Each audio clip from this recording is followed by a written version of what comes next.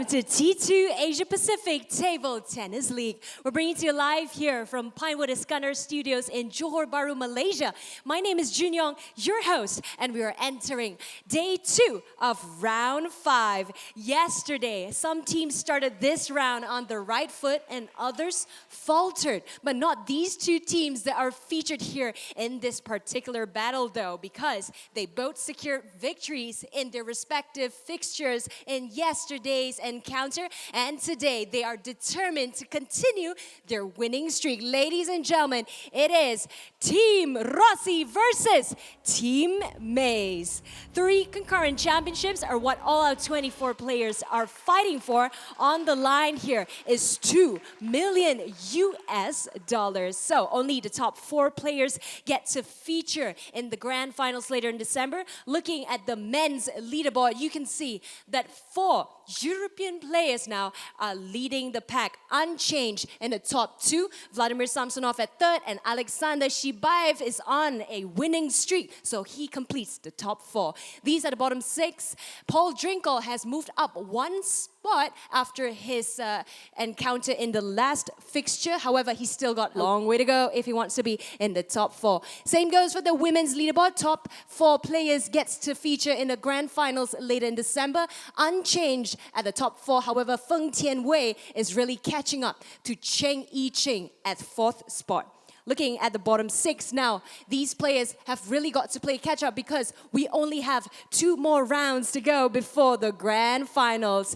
Team championships, ladies and gentlemen, only the top 2 teams get to feature in the grand finals, and Team Mays knocked over Team Rossi to sit at the number 2 spot, but that may very well change after this fixture. Ladies and gentlemen, as I have mentioned before, it is Team Rossi versus Team Mays. It is promised to be an exciting encounter, so without further ado, I would like to introduce to you the home side. Introducing Team Rossi, led by team captain Georgina, Dimitrij, Paul Drinkhall, Liu Dingshuo, Cheng I-Ching, Elizabeta Samara, and Georgina Pota. Ladies and gentlemen, this is your home side, Team Rossi. And their opponent today, the away side, is Team Mays, led by team captain Michael Mays, Timo Boll, Alexander Shibaev, Chien-An, Feng Tianwei, Young Haeun, and Hina Hayata. There you have it, Team Mays, ladies and gentlemen. And not forgetting our referee team, please put your hands together for Winnie Che and Sazali Ibrahim.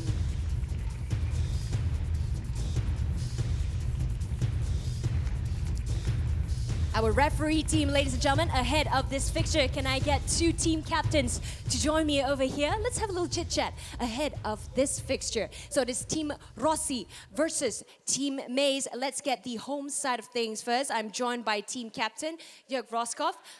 Great win in yesterday's fixture. Today, I know you want to bring the winning momentum. So how's it going to happen against Team Mays? Yeah, we need a good start. That's important, and hopefully we can do it against Team Mays. Yeah? Hi, Team Rossi. Okay, Michael, so what about you? You also had a win, so how confident are you in securing another win today, perhaps beating Team Rossi? Oh, it'll be a very difficult game today. Why? Yeah, we lost last time, and I think Team Rossi's players, they're in very good shape, and but my players are good as well, so it will be a tough game, but I think we will win. Anything both team captains are concerned about ahead of this fixture you would like to share with us?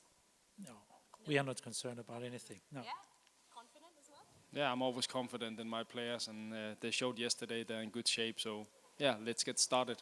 Yes, indeed. Let's get started. Without further ado, let's invite the referee who's alongside me right now. Let's allow the home side to pick a color on this coin. Black, please. Black for Jörg Roskopf. It is black indeed. So Team Rossi gets to serve. Let this fixture begin.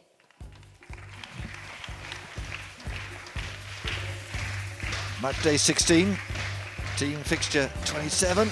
match 157. Welcome to the T2 cabin where Team Rossi and Team A is about to get us underway with I-Ching taking on Hina Hayata. It's 4th versus 6th in the individual leaderboard, with Cheng having won 6 games more than the Japanese athlete. Getting to the business end, of course, of T2. This is round 5. We have round 6 at the beginning of November, and then the grand finals, of course, in December, where we'll decide who'll take a share of that $2 million US, as you just heard, prize money pot. Of course, some of the money already being shared out. Each victory here pockets the athlete in question $1,000, but more importantly, each game, of course, gives you a point for yourself and for the team in terms of games won. Just a reminder as we look at the athletes how this works. If you're new to T2, we have 24-minute matches. When the clock's up, the match is up. The clock only stops for captain's timeout and a match break after 2 games. They're all of a minute. And also for a kill zone game, that's when we finish a game with just less than 2 minutes on the clock. Then we stop the clock and we play first to 5. No juice. If we get to 10 all, of course, the next point wins. So it's fast moving, no great warm-ups, not like you'll see in normal table tennis, and only 15 seconds between points. Dimitrij of Singapore is our referee for this match, and alongside me is the former European champion and newly inducted into the European Hall of Fame, Jill Parker. And Jill, you had your induction into T2 yesterday. I think you enjoyed and survived and hopefully thrived. Yes, I loved it. A new concept and great table tennis. I think it could be something for the future. Let's hope so. Already plans being made for next year, of course, but for now, let's concentrate on the task at hand. It is Hayata in the grey against Cheng, the 25-year-old, against the 17-year-old now. Japanese athlete, one of those golden generation of Japanese athletes. You may remember they won the team gold at the World Junior Championships last year. Great hopes as they head towards Tokyo, of course, in a few years' time, the Olympics there. But Cheng in the world top 10, of course. And a 5-0 thumping of Shibaev yesterday, so she'll be very confident as well. 1-2.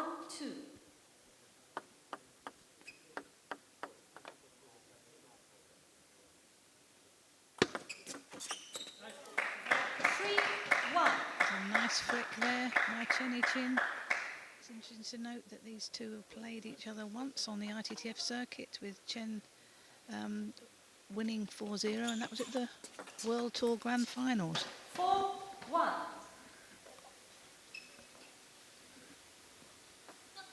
It's a good start for Cheng, isn't it?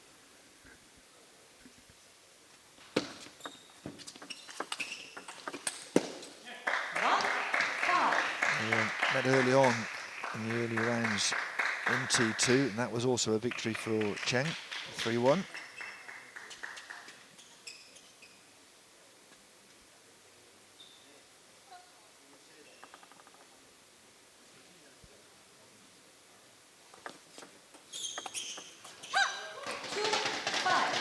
That was a good backhand angled shot there by Hayata. She knows she's got to move the ball round the table.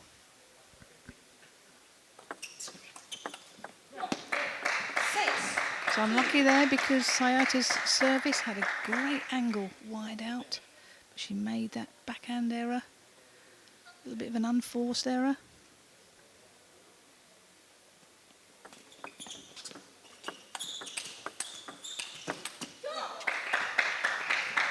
Some good attacking play by both players.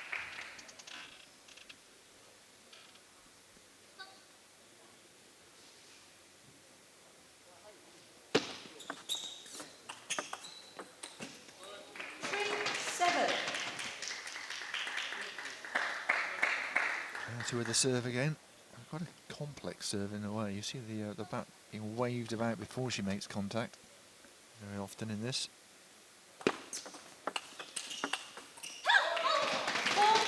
That's good play there by Hayata. A good serve followed in with a hard third ball and then punched it straight down the line. Good variation, good direction.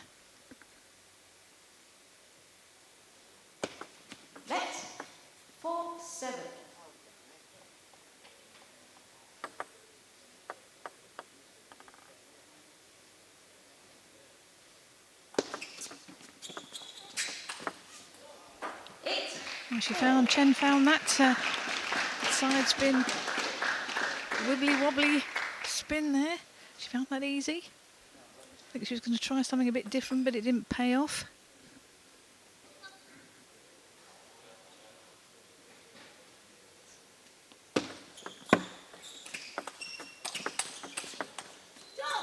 There's great power from Cheng. Hayata unable to carry on. Returning that forehand from Cheng, who is edging towards this first game. Let's 9-4.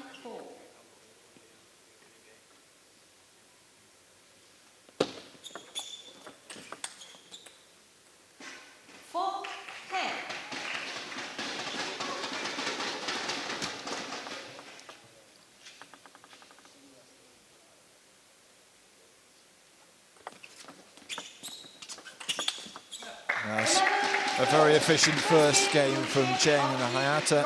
No, she's tried everything and she will continue to try and mix it up, but at the moment the class, the experience of the Chinese Taipei woman is there for all to see. Lightning quick on that forehand. First point to Cheng and to Team Rossi. And these two teams had pretty good days at the office yesterday. Rossi beating Pearson 20-12, and then Mays beating JJ 17-12.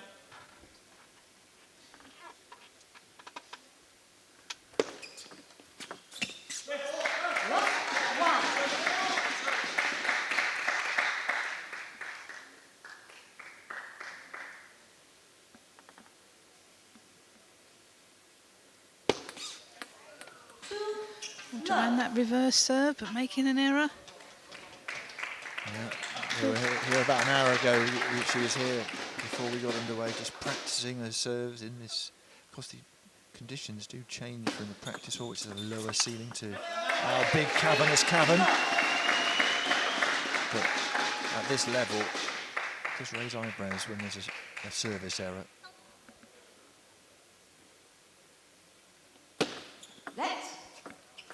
Of course, also hands a point without any effort to your opponent, and Cheng looking comfortable here.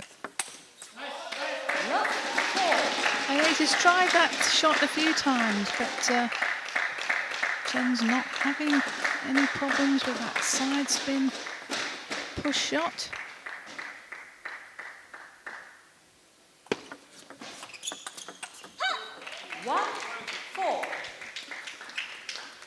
Hayata knows she's got to serve well and try and get in. Otherwise, Chen will dominate.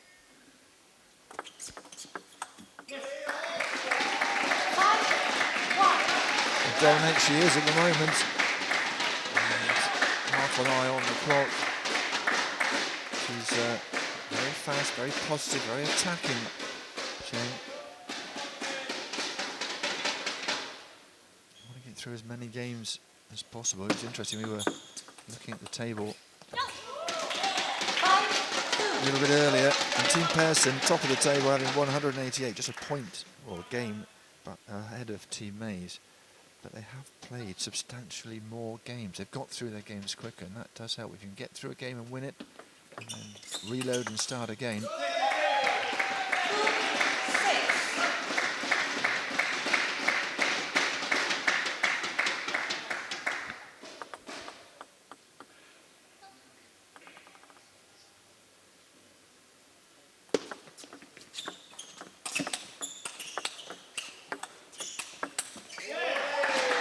That's a great rally there. What a power, speed, the use of the wrist to impart the spin. Just being overpounded a little bit, Hayata at the moment, not winning the rallies. Certainly not as many as Cheng, 12-5. Right, there's one, going to go into her column. Still pretty comfortable for Cheng at the moment.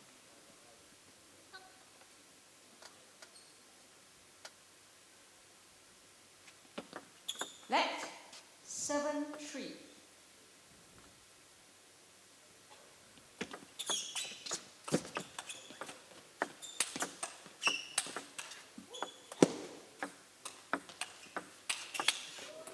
Oh, she's a bit unlucky with the net cord there.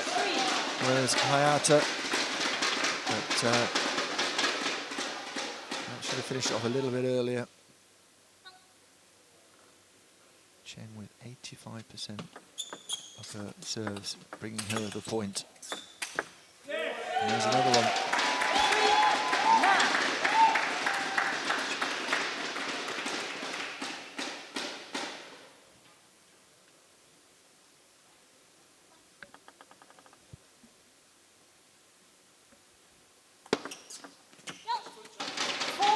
Backspin on that serve by Hayata. She knows she's got to keep variation with the spin, keep her opponent guessing. Side spin and that speed, that really did catch Cheng on the hop.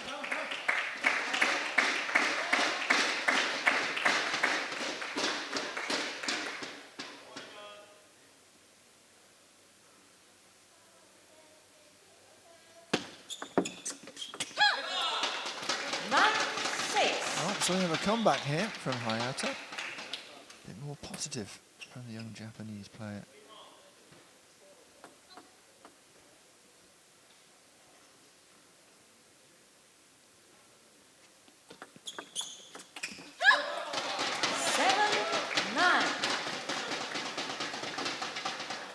Timeout. 1 minute. Timeout called from the Cheng camp, the Team Rossi. Obviously, momentum going the other way. And you can understand perhaps why they call a timeout nice and early.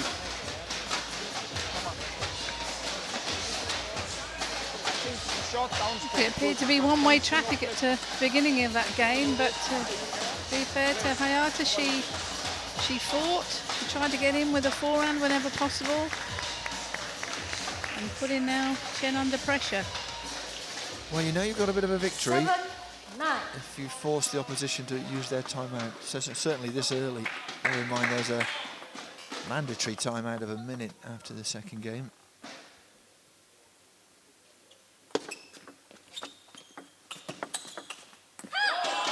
And it continues. Well, this would be an astonishing turnaround if you won this game. What idea from Cheng, just couldn't execute it.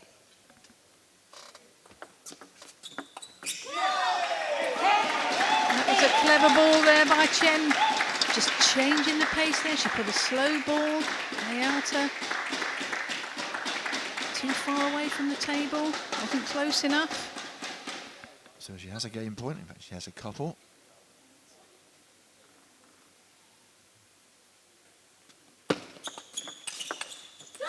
And there she goes, managed to wrap it up. Almost 2 minutes longer than the first game though, because of that courageous fight back from Hina Hayata.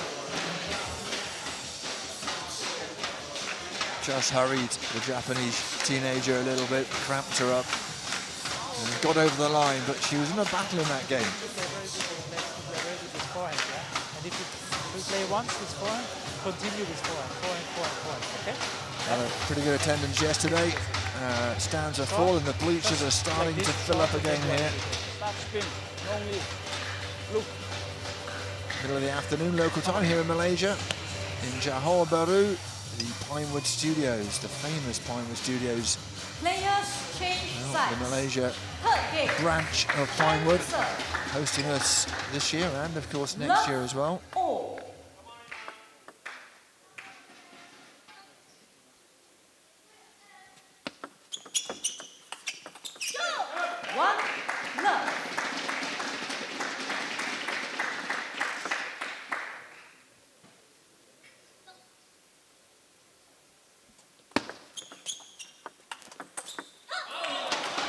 A great shot there, top spin off the bounce. There's a lot of spin on that from Chen, but Hayata not having any problem. She stayed positive, hasn't she? She's still giving it her best. And another great shot there, played down the line. She's changing direction. She's keeping Chen guessing where she's playing the ball. Forehand starting to fire. And the backhand's not bad either. this swinging momentum is going to carry on into this third game.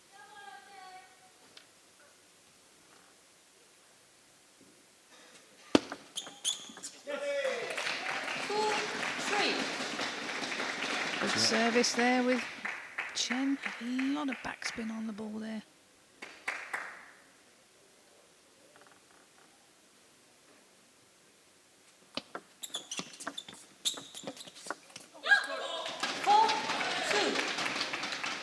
Now that 2-all draw, a tough old encounter against Liu Fei yesterday. This is another toughie, of course.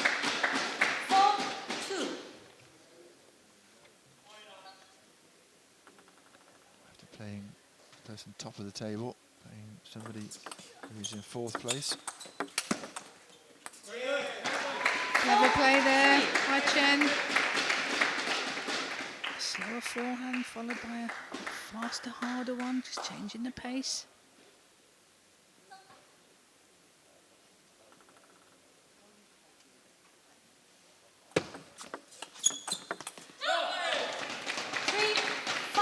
Just top edge in the top of the bat.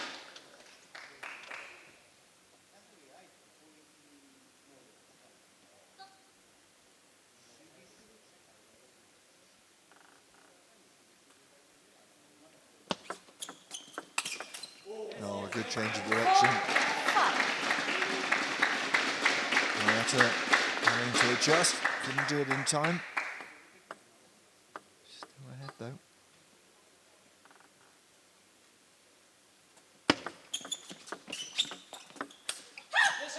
Oh, there was that good backhand side spin there from Hayata, just changing the spin, keeping her opponent guessing.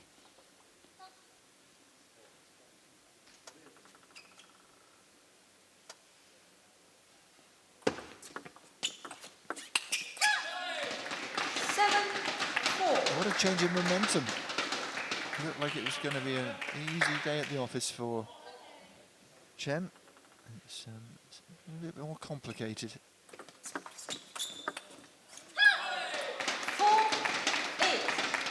Hayata's played very clever this game. She's played some fast shots, she's played slow, but she's changing the pace all the time and changing the spin.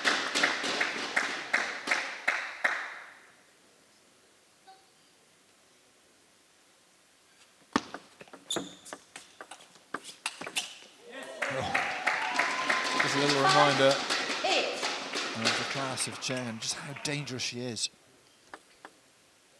It's a great angle she got there. Oh, that was a good float serve there. She skies that well. It just popped up. Never follow through with that strong third ball.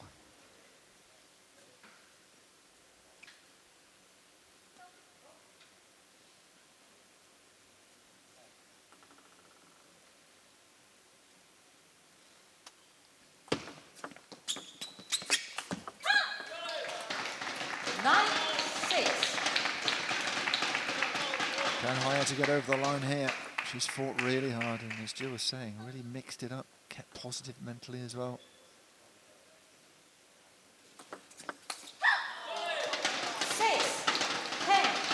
Good change of serve there. I think I'm right in saying as well that Hayata drew yesterday 2-2 and she came from behind to do that, so she is somebody who can adapt. Not all over in this third game just yet though.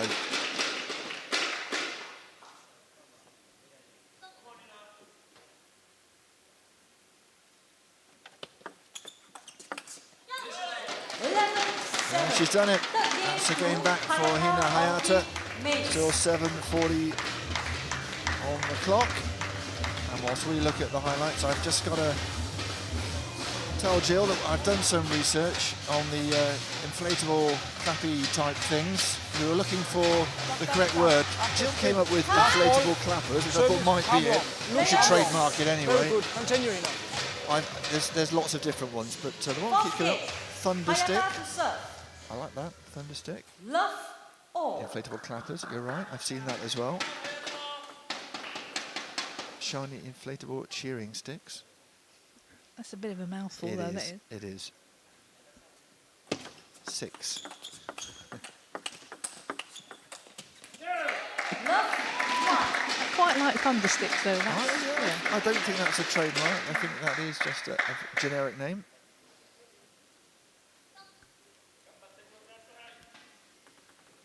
And I'm always glad to help and sort out a mystery. 2 love. Court helping Chen. She looks to re-establish some control in this match.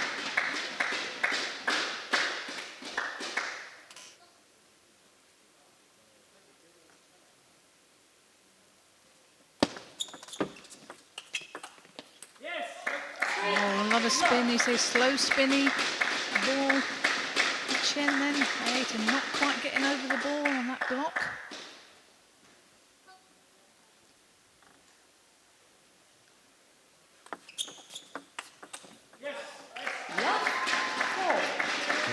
Roskov, very vocal, supporting Cheng, urging her on, and she started really well in this 4th game. Doing well, particularly we mentioned the serve, it's down a little bit, but still very impressive for Cheng. Oh, that was a good block there. She really got over the ball, soft touched it over the net. Chen too far away. That's a good angle for the camera there, wasn't it? Just saw it dipping away in front of her.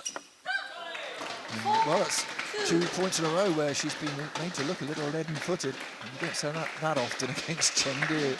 No, you certainly don't. She's a very athletic player. Moves well around the court, as do both players. No option in the modern game, is there? No, it's fast and furious. Let 4-2.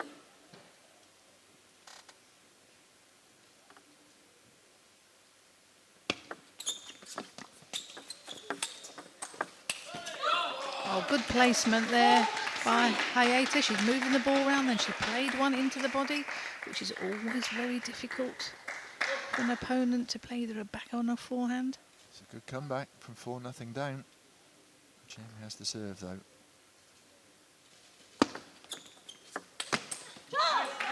Oh, that was a good serve. 3rd ball with a backhand winner.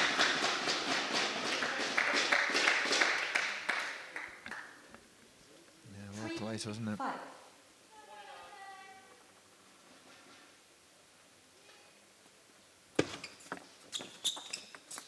Oh, well, that just took a touch, I think. 4-5.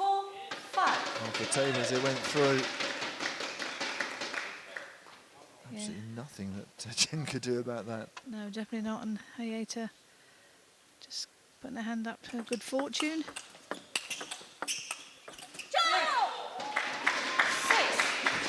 Hayata left halfway down on the splits there.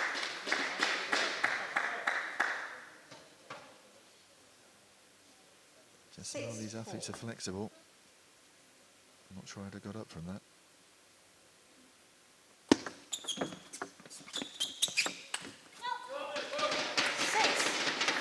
She's really digging in here, Hayata, isn't she? And Chen, that momentum seems to have evaporated.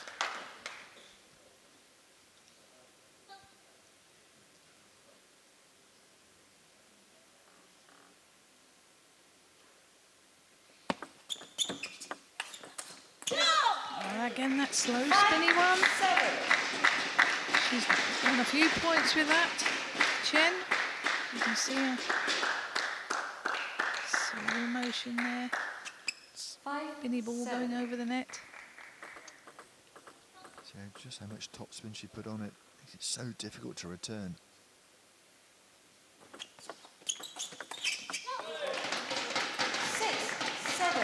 Good change of direction there by Hayata.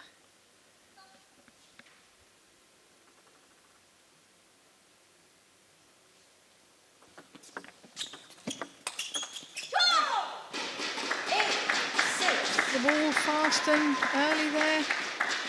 Chen, a lot of spin on that forehand. And a lot of power as well.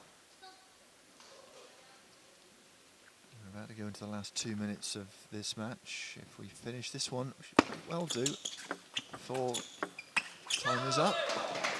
8-7.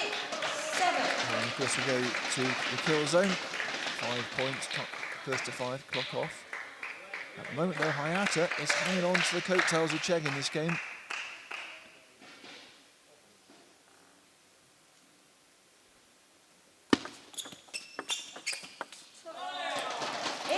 Clever play, but I think just touched the edge. Got a hand up there.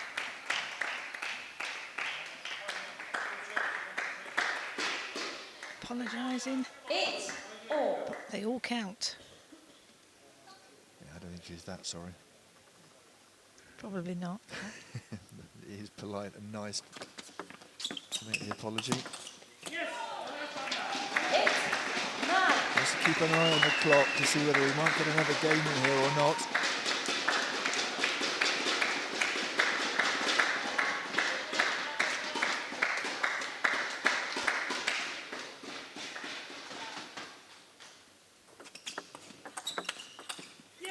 And that's gone wrong.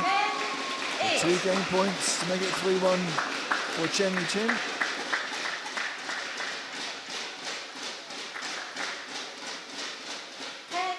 Roscoff liking what he's seeing. Hayata under a bit of pressure here.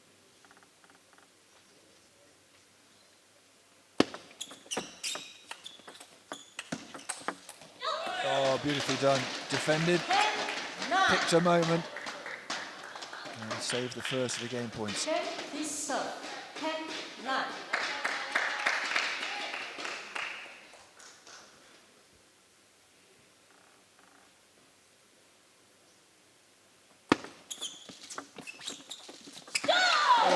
Just tried to go a lot of spin on that return and couldn't quite do it. And so yeah, there's a chance to go for another game. Well, it could so easily have crept over the net, couldn't it? But in the end, bounced straight back. And it is 3-1. It is Cheng, who is feeling good at the moment. This is good. And if you play backhand, okay, rush. Mix up topspin, sometimes fast, sometimes soft. No real time to relax and recompose. So the match win of $1,000 goes to Cheng. There are still points to be added to personal and team totals, of course.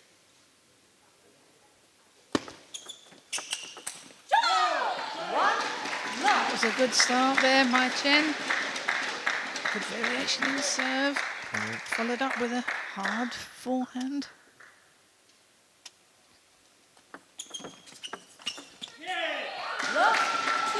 Very clever there again. Just a change in the spin. Just pops up. Puts it away.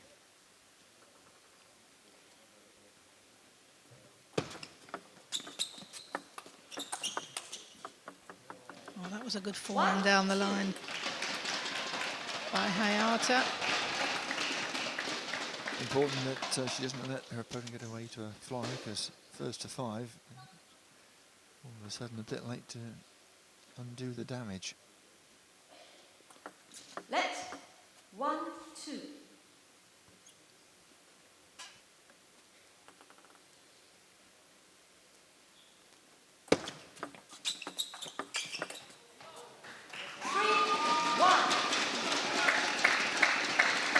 Very spinny ball there. Just it kicks off the table. Sometimes it's always difficult to see how much spin is on the ball on some of these shots, variations.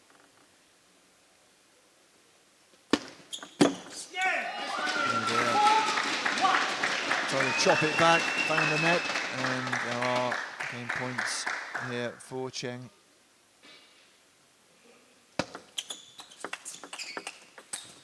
All out attack from Hayata, didn't work. Wrapped up nice and easily by Cheng, who takes a 4-1 match victory here.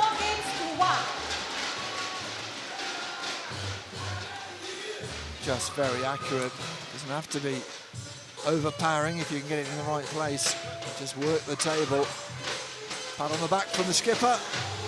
And there's that shimmy again. We have discussed this, and Jill insists it is a shimmy.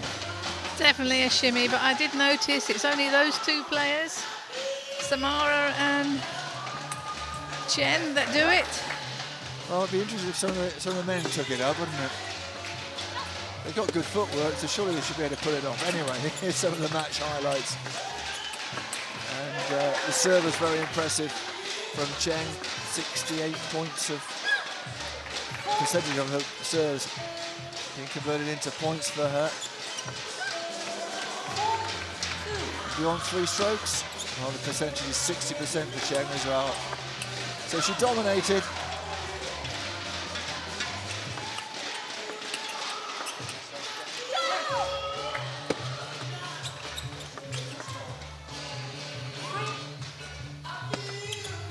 It was a good effort from Hayata. She worked, she battled hard, but she couldn't quite get over the line. And in the end, the stats tell the same story as well.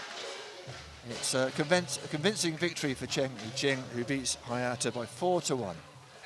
In the opening fixture of round 5, I-Ching secured a massive victory, 5-love against her opponent, and today she performed well for Team Rossi once again. Let's find out from her what happened in the third game. 第三局的时候呢，为什么出了一些问题？自己比较着急，想要发力打死对方，后面其实加旋转，自己的机会就会创造的比较多。好，那么你现在已经是排名4强了，所以你目前的目标还有什么吗？希望我们队可以进入决赛。Okay, so I-Ching's hope is that she will be able to bring Team Rossi into the grand finals later in December here at T2 APAC. Thank you very much, I-Ching. The winner of that encounter, next, the men's battle, so don't go anywhere.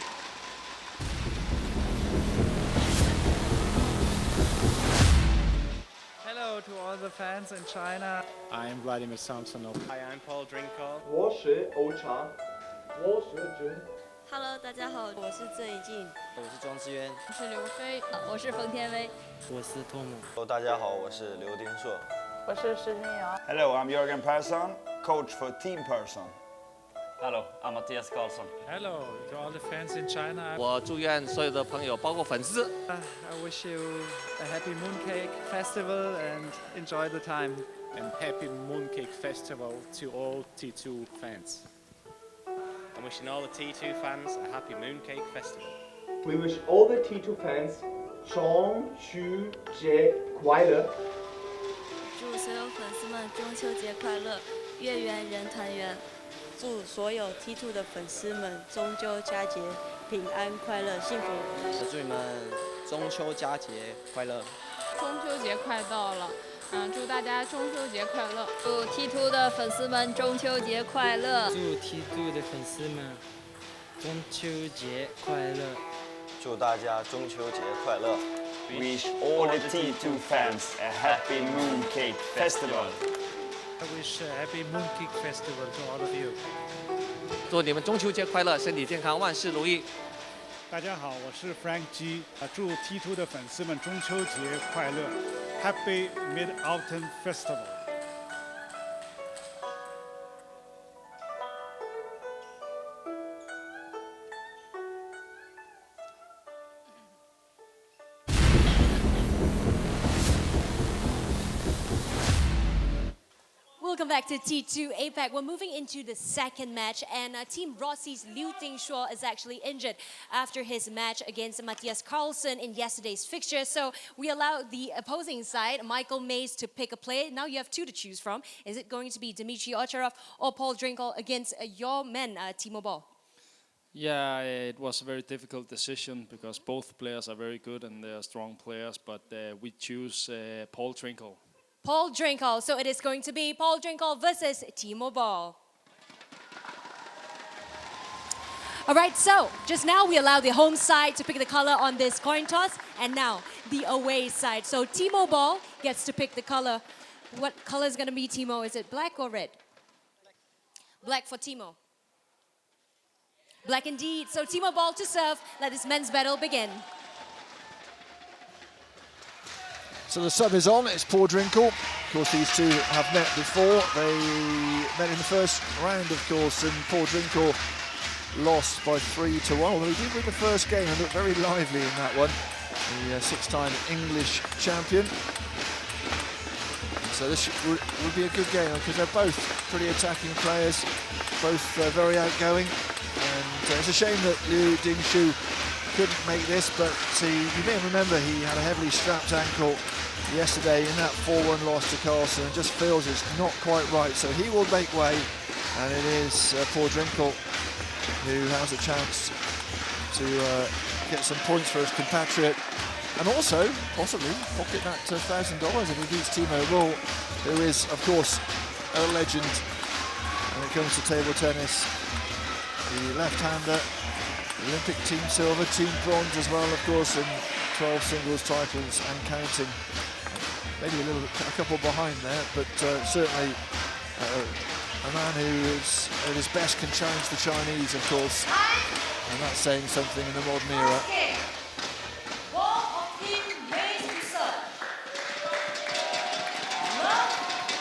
I don't know about you, but I'm looking forward to this one, Jill. Yes, I certainly am.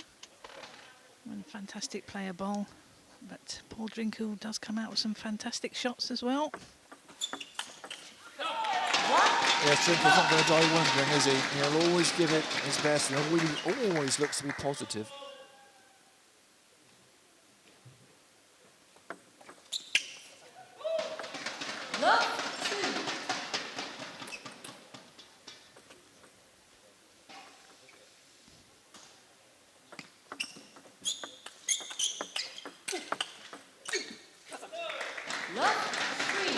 Both players will be trying to get in with their forehands. Good start there for Boll. I think Boll needs just to get himself going a little bit more. Oh, that's better. 3-1. Takes the ball so early. Drinkhall.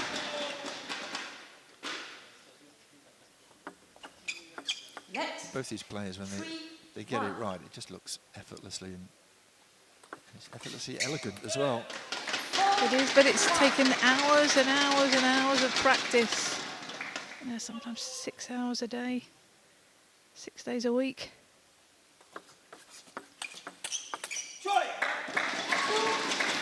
Plus their physical training on top of the time that they spend on the table.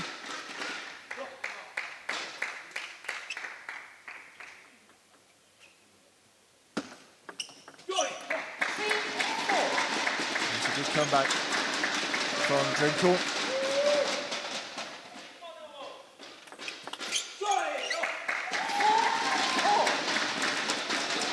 And as you can see on a little graphic for you, if you've just tuned in, he's injured. Drinkhall is the man taking his place. Not bad to have Drinkhall as a sub.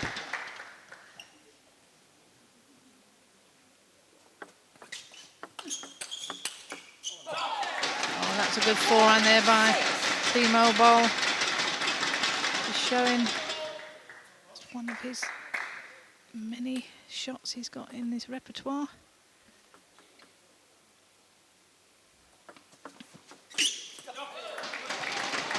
Thing is, Drinkhall just like to get into those exchanges, he enjoys them.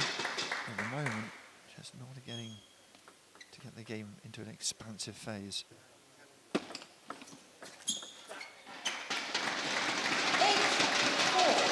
Unusual for Drinkhall to miss flicks like that. He's normally very proficient at those shots. 8-4.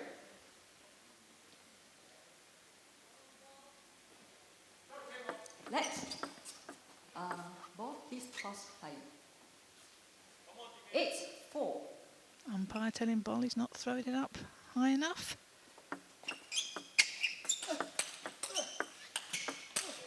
Oh, well, wound up but couldn't find the edge, Drinkhall.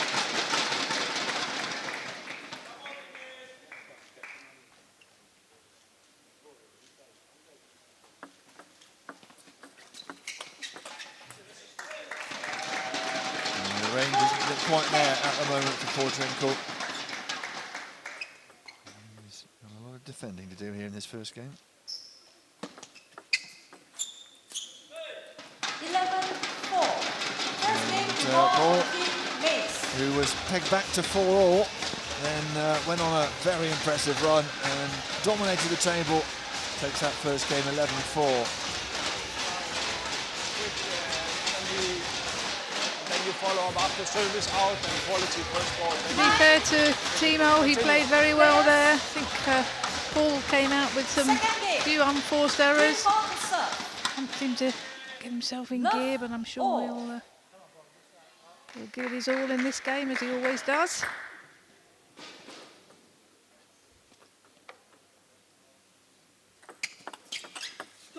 It's more like the Drinkhall you get to expect. Little aggressive flicks and forehands. There's another one. There's the forehand to go with a backhand flip before. That's a good opening.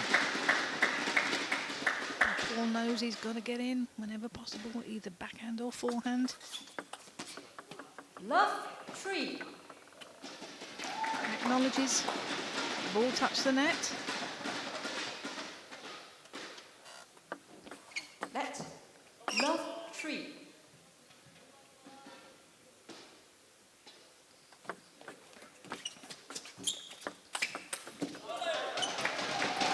Good angle there by Boll. He'll try to get in with his forehand. You see the frustration, can't you, there? That's where it's got to go. Didn't quite happen, Paul.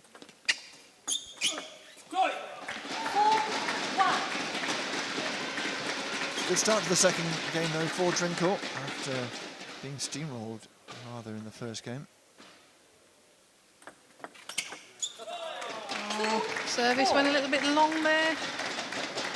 Timo Boll took the initiative and stepped in. With that fast forehand, a lot of spin on the ball. Still inside the world top 10, was the world #1, of course, Timo Boll. So this man has to be on his guard. Drinkhall in several minds there as to how to play that.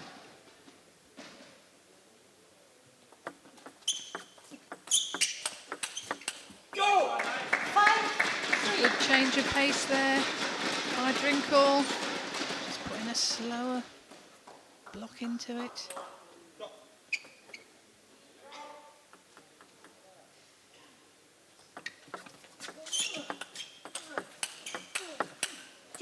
Oh, good strokes there. Backhand, forehand, good combination of spin and speed. Taking the ball early.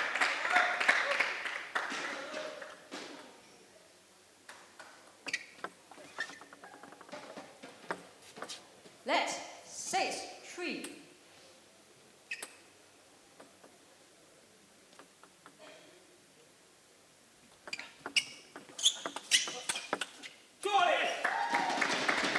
Good spinny ball. Ball playing more positive in this game. Knows he's got to try and get in. Makes it difficult for Boll. Oh, there was a lot of backspin on that spin. On that serve there by Boll. Just skidding off the table.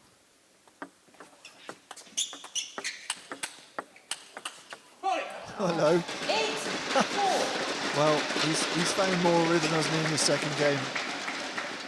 Good bit of defence, and how about that, just to finish it off. Great angle, fast hands.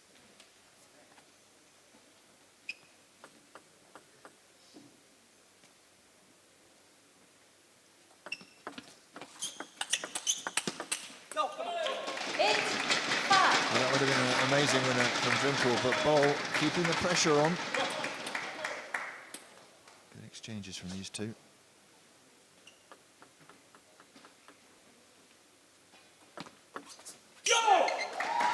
A good service there. Just changing the spin, changing the direction. Keeping Boll guessing.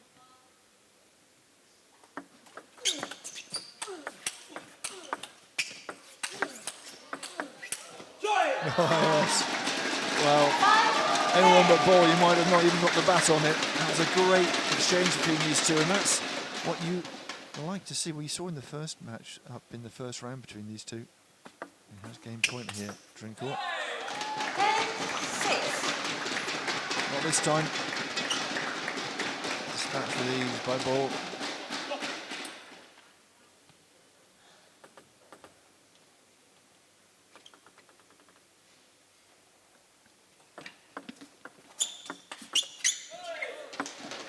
Good backhand. Took the opportunity there. Executed that fast, spinny backhand he's famous for.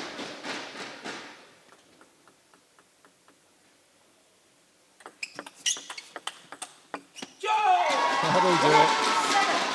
Much better from Drinkhall in that second game. He showed signs of it in the first, but then the steamroller, but this time much better, and been allowed to play a bit more of an expansive game in the second game, and it's worked well for him. Team Rossi with Drinkhall at the table, back in this match, one apiece. Okay, you start with the long serve, it's okay. Drinkhall came out of the blocks a lot quicker in that second game. He knows he's got to keep up that pressure. And he's attacking you. See what Timo can do in game 3. We all know that Timo Boll is such a danger, but Drinkhall on his day, he is only the second English player to win a World Tour event. Did that in Spain back in 2014, so you know there's class there.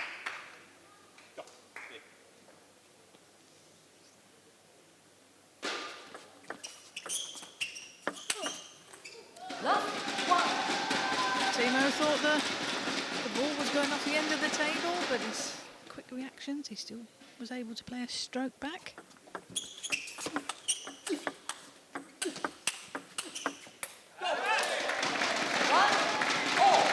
Got onto the forehand, Drinkhall, and it didn't work for him. Nice whipped backhand, and then just a bit too much for him to do that.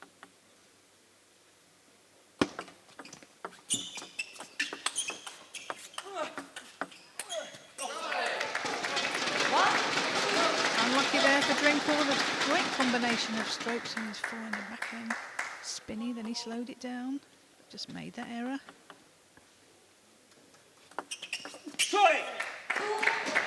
Bit of a surprise faster serve from Drinkhall.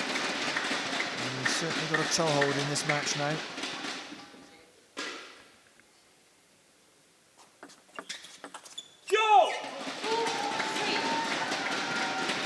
And Drinkhall's pumped up.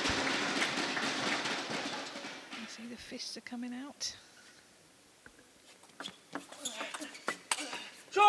What a fantastic forehand that was. Made his way from the table, just changed direction at the last minute. But what a fantastic angle. Choi's have been rolled out as well. He's happy with himself in those last couple of points.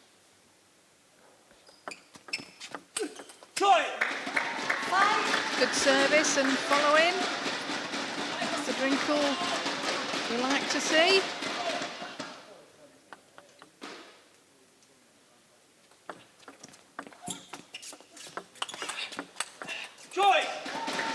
So he's firing on all cylinders now.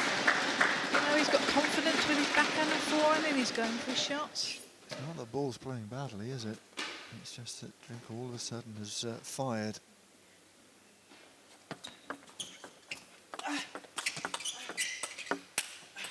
Not this time.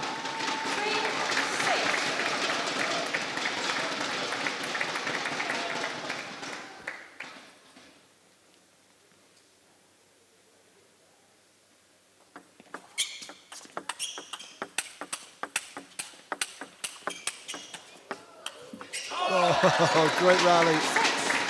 Great persistence from Boll. Never out of a game, the German. Never writing off. 6-4.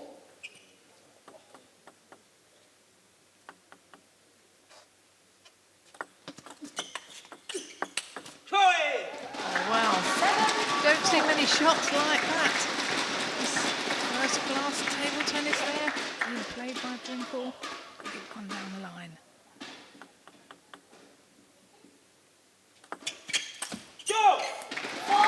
Well, his service in those last two serves, exemplary, really giving him an advantage. And he get himself into the lead after an 11-4 reverse in the first game. Look at that, very tight. The stats at the moment. 4-8.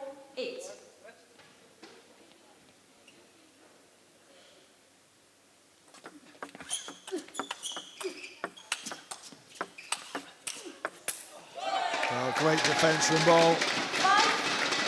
Turning it into attack. He's under the cosh there. That shot, that forehand was outstanding.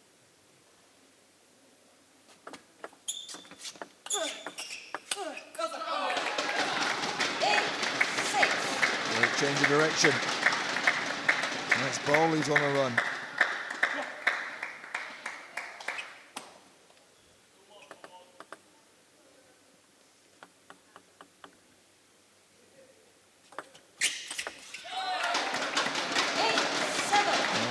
Serve sat up there, and the timeout has been called. I imagine that is by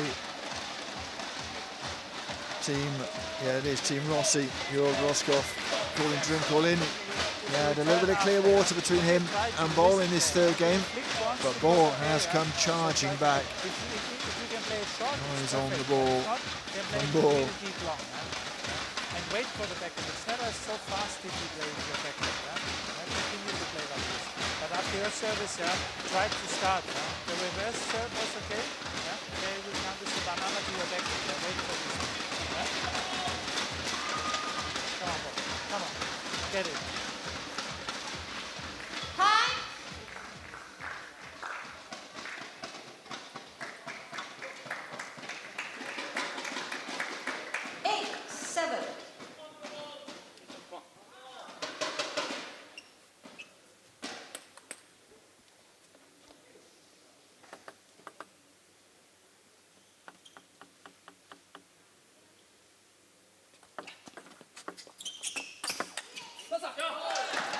Placement there by Boll, straight into the body of Drinkhall.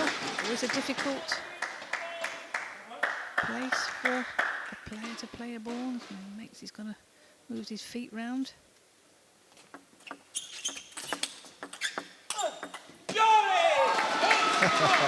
You like that one?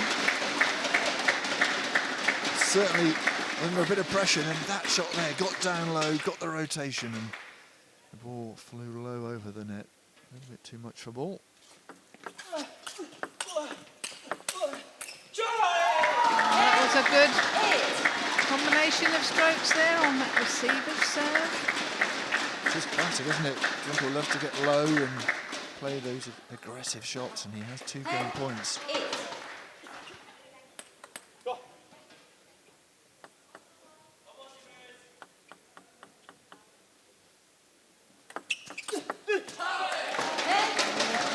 Boll saw that long serve coming, was waiting for it. Drinkhall was trying to surprise him, didn't pay off.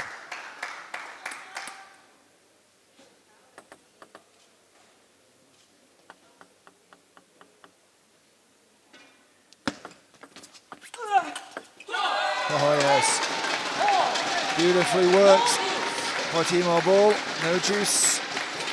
Only Chien-An referee proclaims, and she's right. Next point will win this.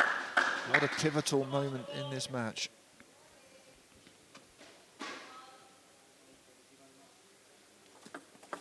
Net 10-all.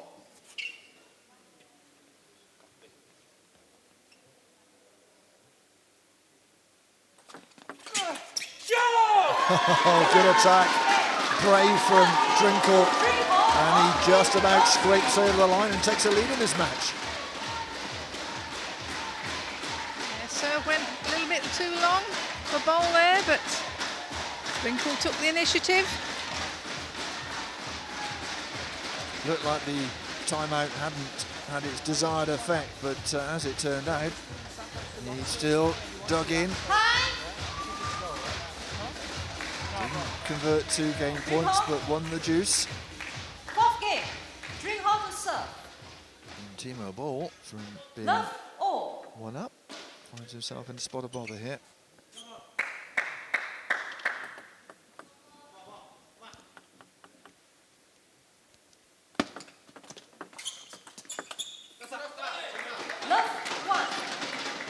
Question is whether, I'm sure he will, he's a professional athlete, but he can keep his focus after such a battle last game.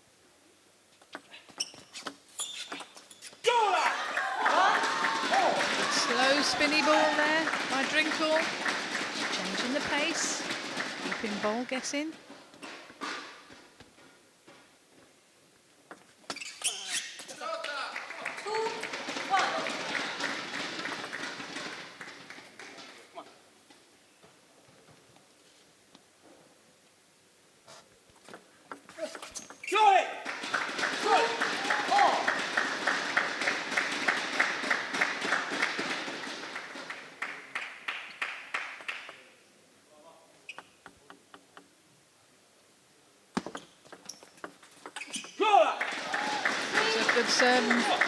Followed in with a strong flick. Put a lot of power in that wristy action. It's going quite fast. Let's 3-2.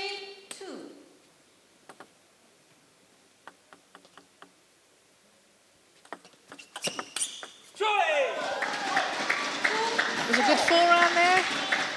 Went to the middle of the table, but then he played that one down the line. That's such a good angle he got there. That long, fast serve again. Last time it was dismissed, wasn't it, by Timo Boll, but not this time.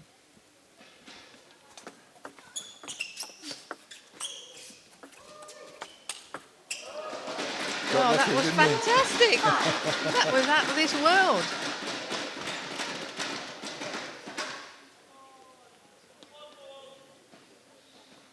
Not sure how he actually got there. No, he was lucky, wasn't he, in the way that he hit the net cord. Otherwise, he may well have been dispatched. He did ever so well to stretch, like he's saying, get to it.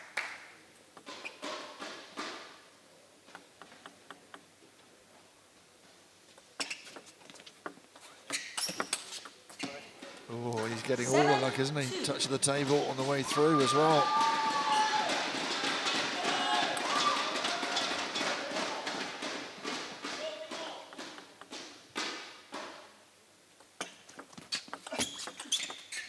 Oh, bit of luck coming back the way of Timo Boll. Taking the edge of the table. Backhand winners though. 2-1 in favour of Drinkhall.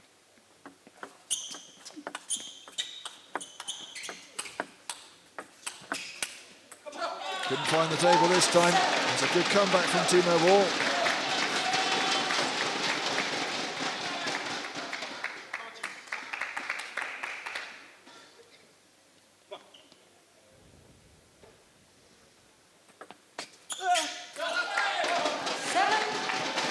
Serve right into the body, and Drinkhall not quite sure what he was going to do with that until he was a bit late on the ball.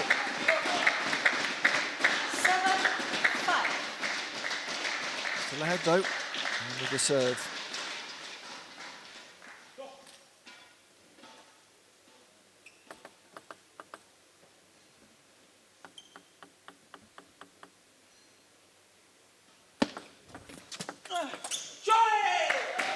Good slow spin there by Drinkhall. Very wristy shot, imparting a lot of spin.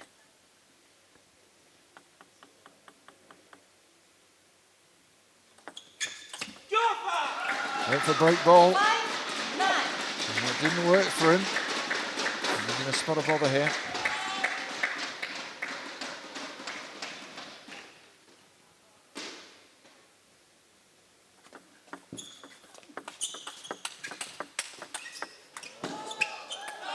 Not this time. Not this time from Drinkhall.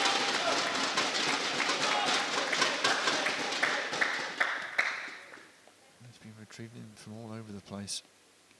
Just do that one. Oh, what a return.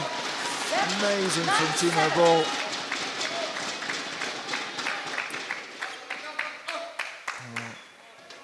On most occasions, that would have been a winner from Drinkhall. Not when you're playing ball.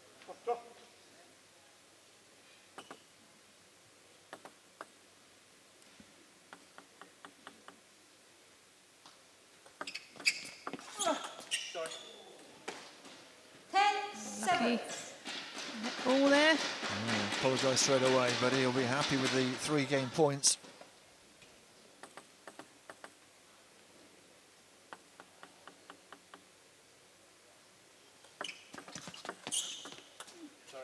And another net cord. He's been lucky in this game, but he's also played very well. And he takes a 3-1 lead after being 1-0 down. It's a great comeback from Paul Drinkhall. There is a kill zone match, a game to go, but it won't affect the outcome of the match. That has to be confirmed by that win. But he'll still want the point for his teammate and, of course, for the team. But that $1,000 win bonus will go into his back pocket. And that is something that, perhaps waking up today, he wasn't expecting when he was then asked to be the substitute. Now he'll take whatever you can get. I'm sure I'll be happy with that. His youngest son just turned 1. Perhaps there'll be a nice present on the way home. Love all. A round of drinks at the local, you never know. Anyway, there's still points on offer here. They'll still be focused. Lisa.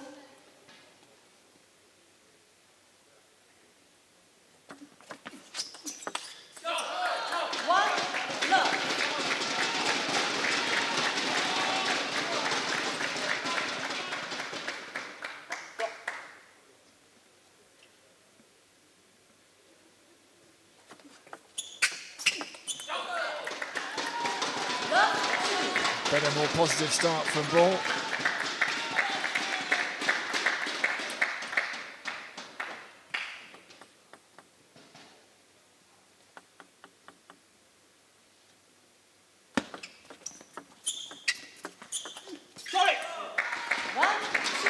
Short touch play.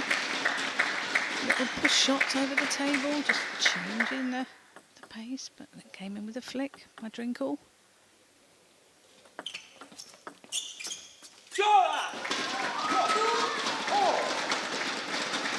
Couple of points of close combat, and Drinkhall winning both of them.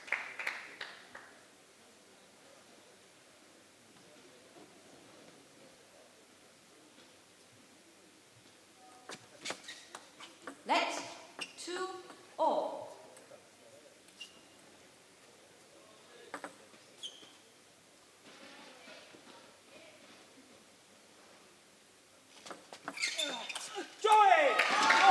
That's a great comeback. 2 down now, 3-2 up. So a notable victory if he manages to beat Boll by 4 games to 1. But, there's still a little way to go. 1 minute. Oh, and the timeout's been called, so he's obviously got Boll and his team. Michael Mays, the captain, of course, a little bit worried. It must be quite strange when you think you've got Roscoff, who's coach for Germany, and then he's coaching against the German player Boll with Drinkhall. Well, I suppose at least he knows Timo Boll inside out, doesn't he? He used that information that he has against him, I suppose, in a ruthless manner. Watching Michael Mays, can't hear what he was saying, but we can see him bouncing around on his feet. More movement, I think, is the message for Timo Boll as he stopped the momentum of Drinkhall.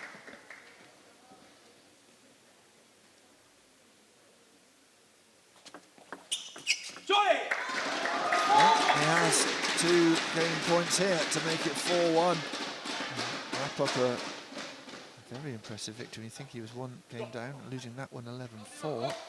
In less than 4 minutes, he's really come roaring back.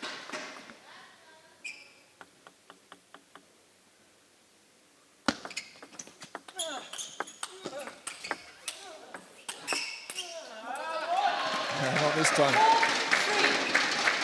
Still a 1 more chance. to wrap it up before we get to a deciding point.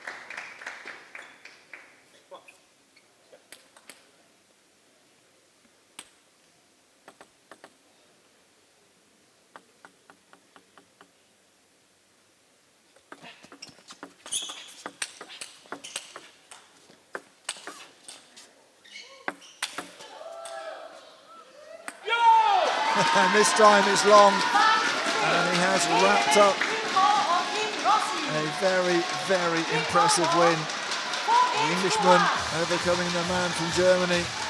4-1 after being one down after the first game. And Team Rossi 8-2 at the moment. It's all one-way traffic, and that's what it means to the man from Yorkshire. He's still got to play later on. He's the last one up in his actual scheduled game against Shibaev. That'll be an interesting one. He's got a time to go away, have a little relax, I guess, and he'll be buoyed from this for sure. Started off not really finding his range, I think it's fair to say. Didn't get it too many chances to open up the match. But once he did, he really started to play some impressive points. Half the time he's knowing when to go from that close table counter to opening it out, and he played very, very well indeed. Now he'll be pleased with that performance. I think after the first game, started a bit slow. But that was great table tennis. It certainly was, and look at that, percentages-wise, bossing the German. And very impressive all round from the Englishman. He wins by 4-1. So, Paul Drinkhall, replacing his injured teammate Liu Tingshuo, makes it 2 wins in a row for Team Rossi, beating Timo Boll. Tell me the significance of that victory. Yeah, it's a very important one for me. I've never beaten Timo before. So yeah, great to play today. Obviously, Liu being injured gave me the chance, but I took it, and yeah, I think I played a great match and hopefully can continue in my next match. Absolutely, you did. At the start, though, it was a little bit slow for you, wasn't it? Yeah, as I said, I've always struggled in the past. The last few matches here have been quite close, but he's always come out on top. And I think today I just played my game, relaxed, almost had nothing to lose and just went for it. Paul Drinkhall from Great Britain beating Germany's very first world number 1, Timo Boll. We'll be seeing more from Paul Drinkhall later in this fixture. His opponent after this is Alexander Shibaev, who has been watching him like a hawk from the sidelines. Well, that's after this, but first, the women's battle is after this break.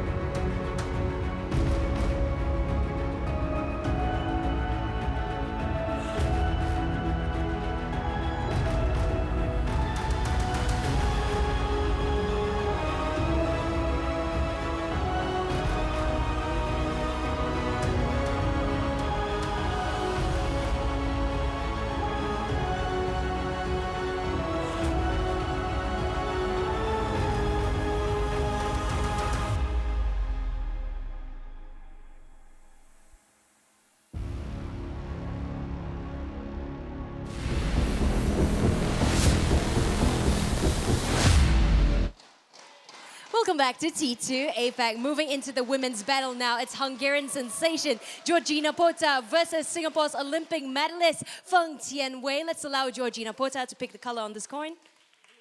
Blue for Georgina Pota. It's blue, so Georgina to serve. Good luck, ladies. 祝你好运.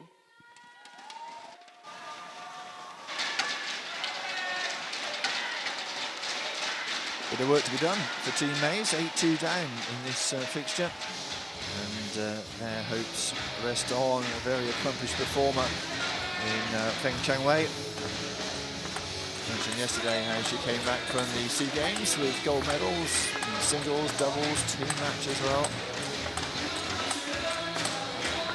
Georgina Pota, the 32-year-old from Hungary, will be looking to do what she did yesterday and win. She beat Shu yesterday by 3-2, was 2-1 down. So a lot of tenacity from the Hungarian. Feng drew 2-2 with Matilda Ekholm. A little bit of a surprise looking at the rankings in T2 as they stand as of this morning. Feng 5th now with Cheng above her. This is before today's matches, of course. Around the phone, I always like, she holds the pose. Is that woman in the chair? I particularly like the V for Victory salute we had yesterday, but we might see that again later on, you never know. So these two looking for points for their team. Drew 2-2 last time they met. In that occasion, Feng was 2-0 up. So another come from behind performance from Pota. What will happen here?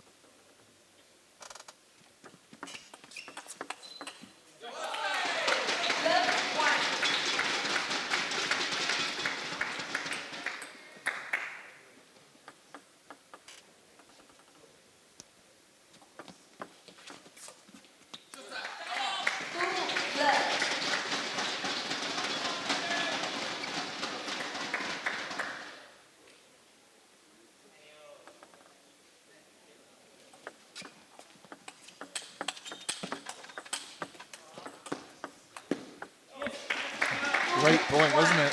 It certainly was. There's going to be fast and furious rallies here for these two players. Crisp shots from Pota. Needs to keep Feng under pressure. These two players have played each other 3 times before in ITTF tournaments. Feng winning all these matches, and the last time was many years ago at 2010 Austrian Open. 1-4.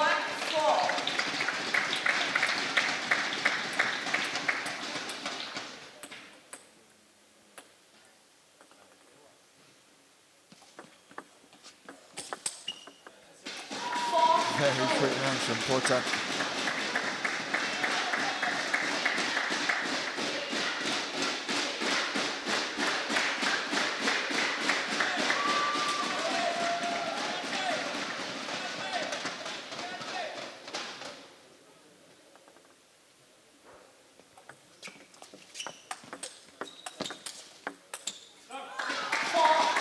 Well retrieving there by Pota. She likes to guide the ball back, taking the pace and spin off the ball.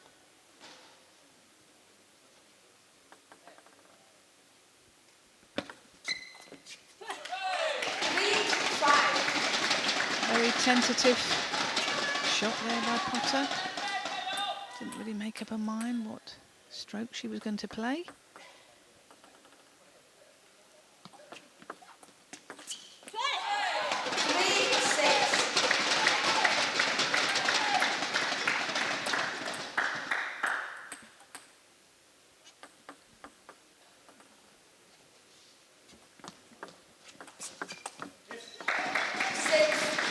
She plays that backhand side spin serves quite a lot and then follows in with that spinny backhand into the body of Feng.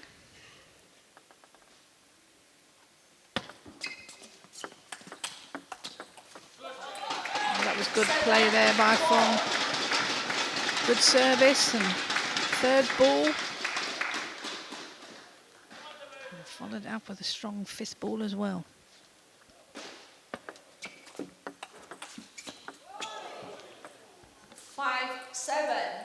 There's a fly around here. It's reappeared, Freddie, the fly. Pota may have dispensed with it though.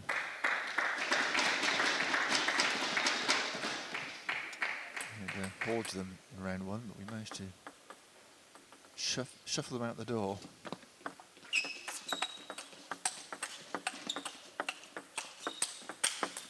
It's a great forehand.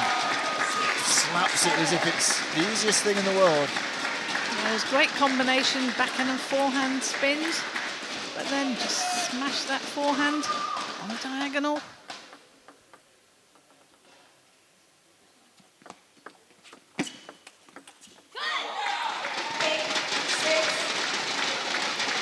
Quite frustrating when you play a shot like you did in the previous point and then make an unforced error.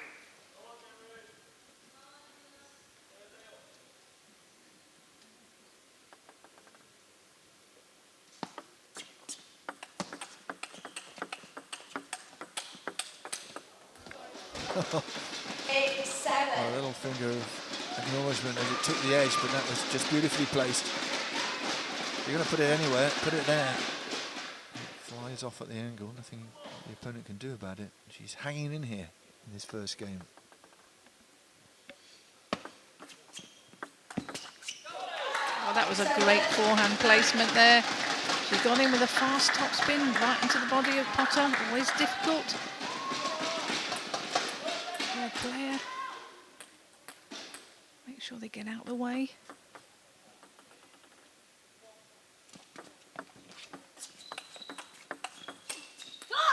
And again, that placement into the middle. Very nearly played the same shot again, Paul, didn't she? Looking for the edge, but not this time, and she has to defend 3 game points.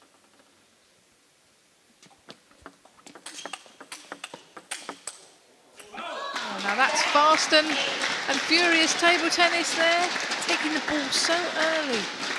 Pota,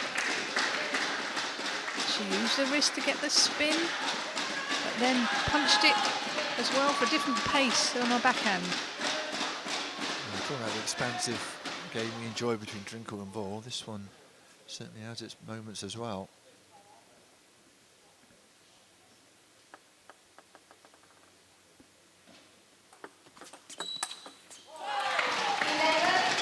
Right on the edge, that'll do. Pota played some nice shots, but Feng, well, she's a class act and she closes out that game.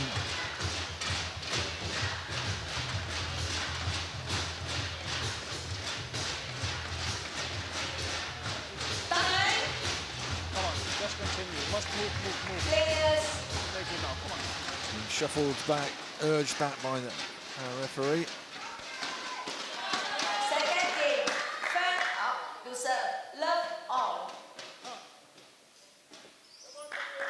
You're supposed to have your 15 seconds, but they always push the envelope, as they say.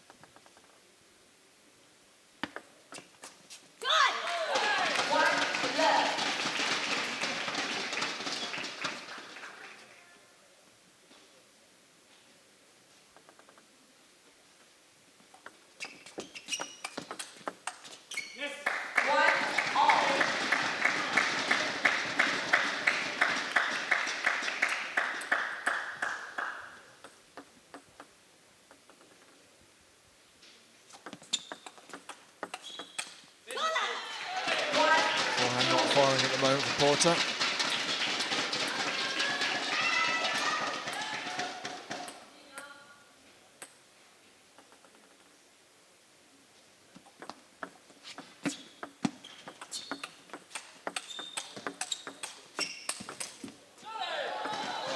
That placement again by Feng into the body. I think Mays has said to her, you know, play to the wings and into the body, and then out to the wings again.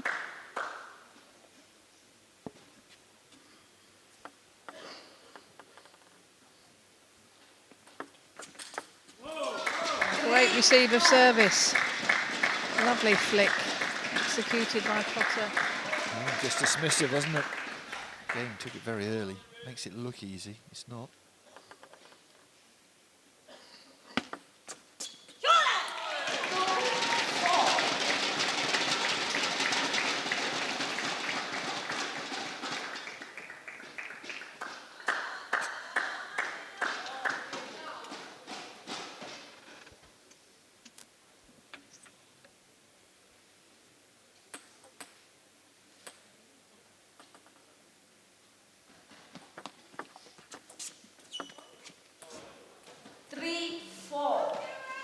Pota acknowledging her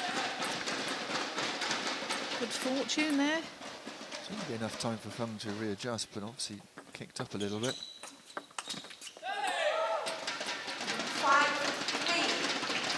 Good placement there, but it helped. A touch of the net.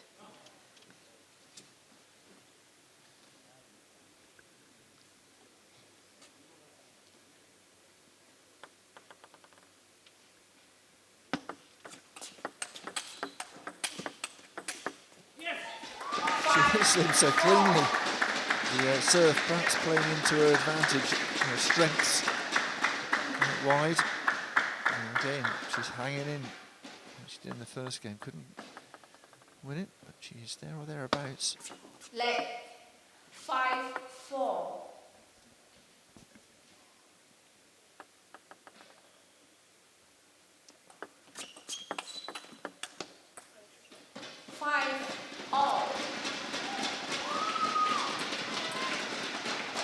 And of course, there's just a little touch of the net. That was enough to put Feng off.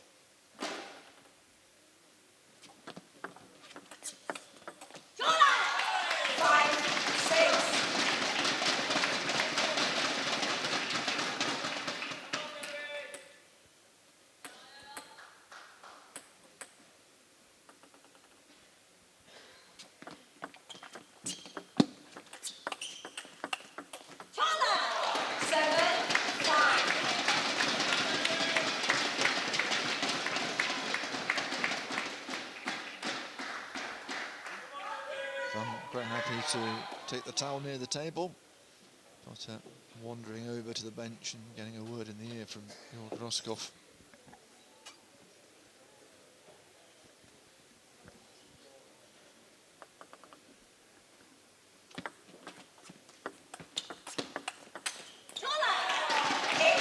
Just overhitting that one.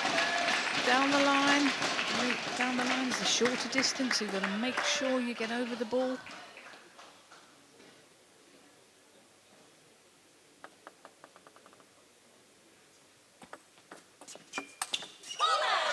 Fantastic shot there by Feng. Turned round, was able to execute that angle. Yeah, just starting to take control, isn't she, in this second game?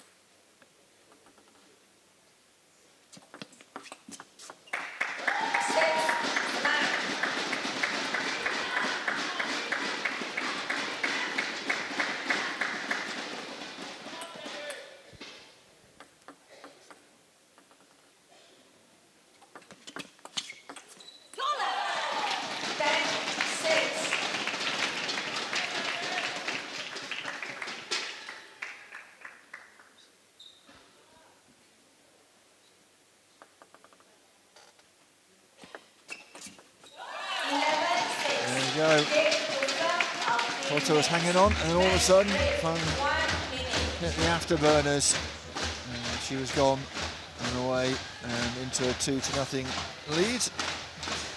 A bit of work for Pota to do, and these two can sit and just enjoy the conversation. Funny enough, Feng has that trademark little top knot.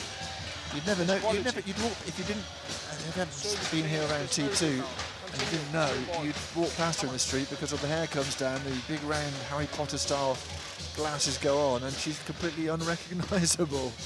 Yeah, she looks totally different, doesn't she? Totally different. Yeah. If you're obviously watching T2 online, you can see some of the videos our crew have made, and well, see if you can spot her. I had to look twice when I saw a photo. I thought, well, which player is that? And then than I realised. I put the SEA Games I was commentating there. I did actually walk past and think, hang on a minute, no, that is. Once the glasses and the hair comes down.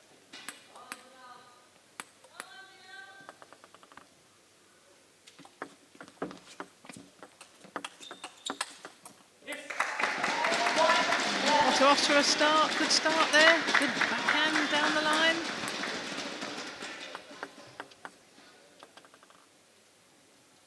If you are interested, go to our T2 website, and of course, as well as being able to catch up on past matches, you can see some of the galleries and see some of the players in their civvies, so to speak.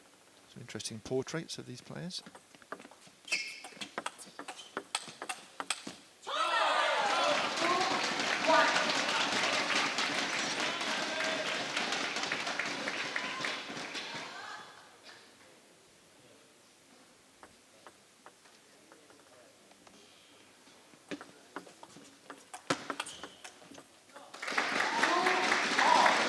Backhand down the line, making sure she gets over the ball.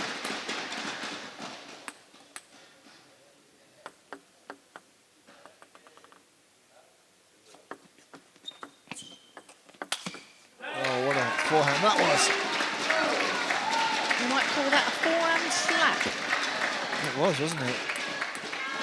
No spin on that, just slapped it across. Beautifully done.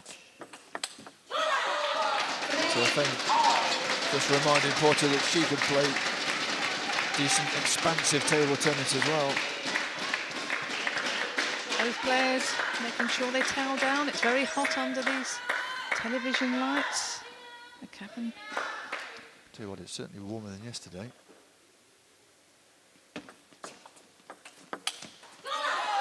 Jill came armed with a body warmer as well as a fleece as well. I don't need it, I don't think. I think we're okay.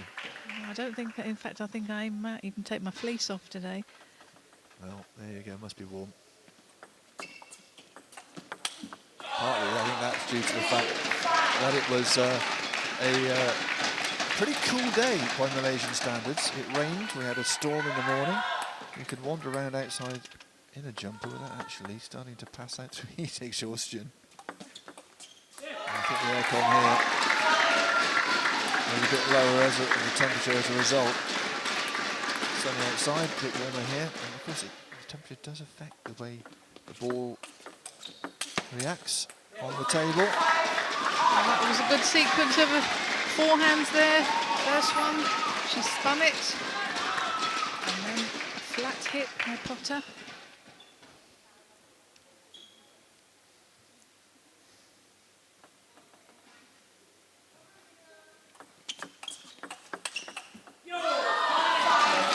First slow, spinny one, and then a bit more power, changing the pace.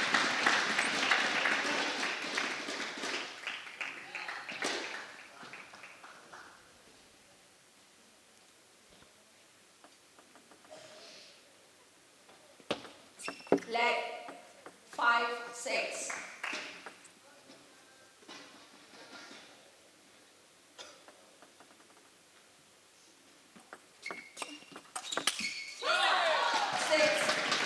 Small margins there. Wasn't far from being a really good forehand from Pota, but just clipped the top of the net and flew away.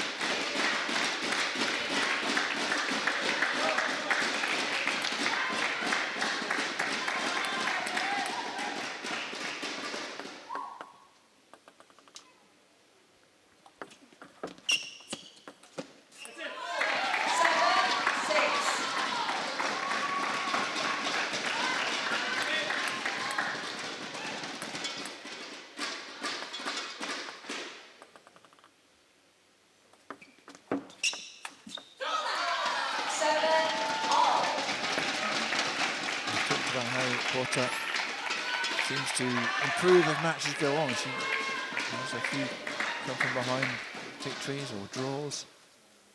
She's got a bit of work to do here.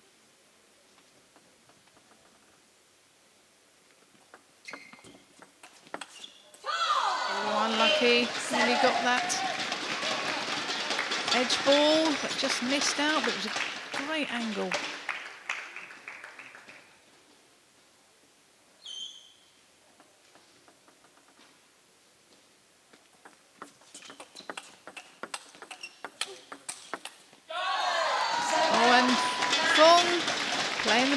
the table. The tactics she's using are wide into the body. Gets Pota out of position, and then she made that winner.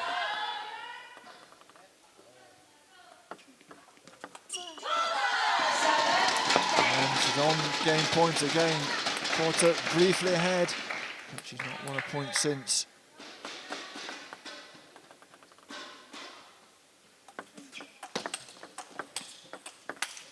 Oh, just wide. And Feng takes the third one. And 3-0 up. Very, very efficient. She was in a spot of bother in that third game, but all of a sudden she found another gear and she was away. And always change service. This service, you can mix. I think this service is good, but if she could receive, you can make 1 or 2 this service, and then after come back. Yes. Good. Come on. Pota, one of the Hungarian players that they've produced, along with Szabo, Magos, Gishazi, Toth, to name but a few. Or name some more. Ooh, gosh. No, that was a harsh one. Fazekas. Oh, you're doing very well. That's many more than I can name. But it is one of those European powerhouses of table tennis. Yeah, and they've had quite a few good men players as well.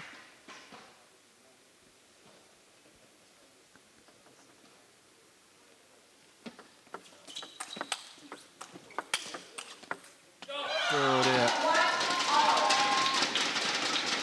That kicked a little bit. Yeah, Pota seemed to be in control there, but I think the ball just an unusual bounce off the table.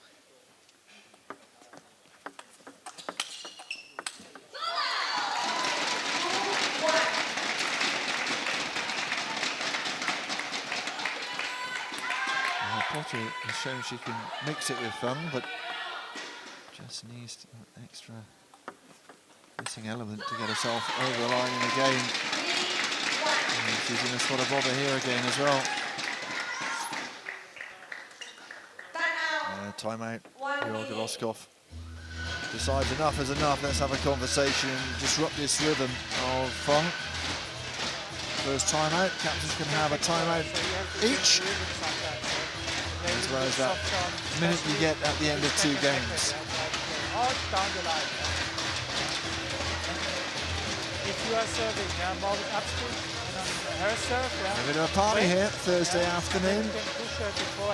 Another session this evening, local time, and then a session on Friday, a session on Saturday as well. And we all fly off home and prepare ourselves for the next round. That's the start of November, of course. And then at the end of that, we will know the 4 men, the 4 women, and the 2 teams heading for the end of season playoffs in December.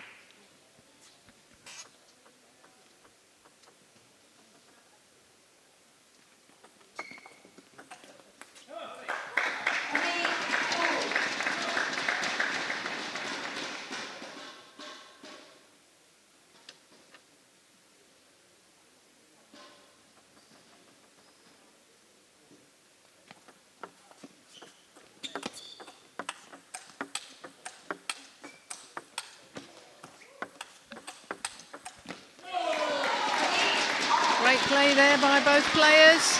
That combination of forehand and backhand. Great angles. Hit the ball so early. Yeah, the forehand that just swung away from Feng was a great shot. And obviously that timeout worked. Pota won those first 2 points. And now the third one. And she's ahead. Well played, team captain Georgina.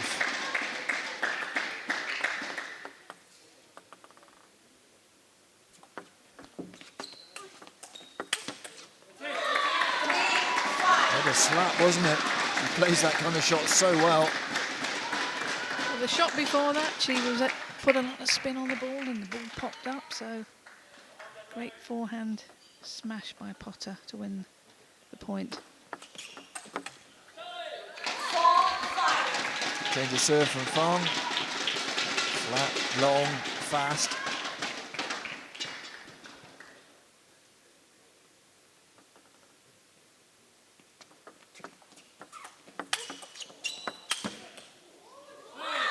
Oh, great combination there by Pota. Played that one into Feng's middle. Popped up again and then put it away on the diagonal.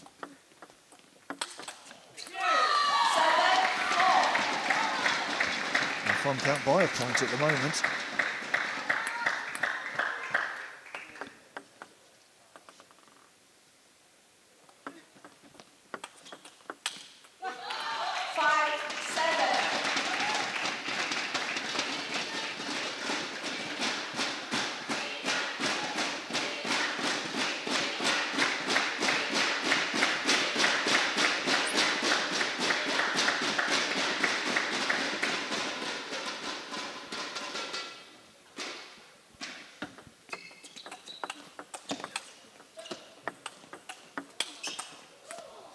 Covered brilliantly from the net cord, Pota.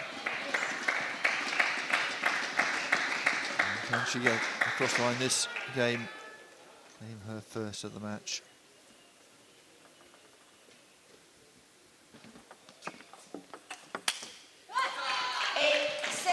Catching her again into the middle. Pota not quite getting her feet round. Play that forehand.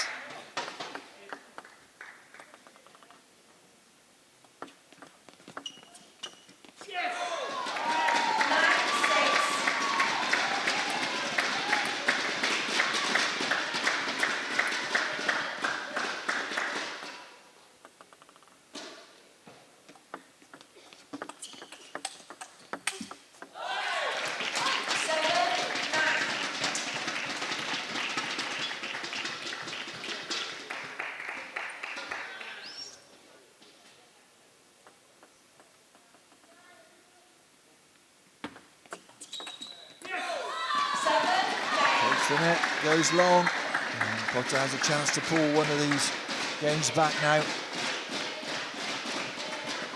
Great idea for Feng. Didn't quite make it stick.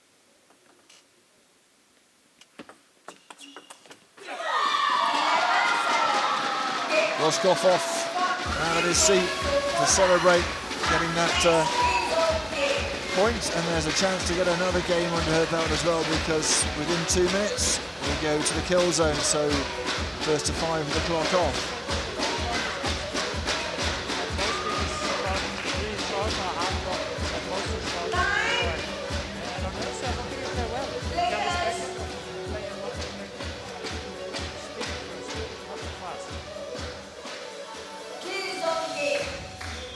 Well, Feng will be disappointed by dropping that game.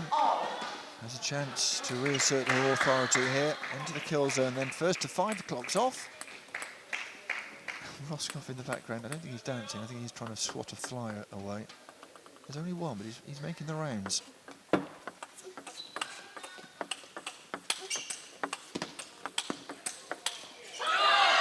was a great rally to start the game.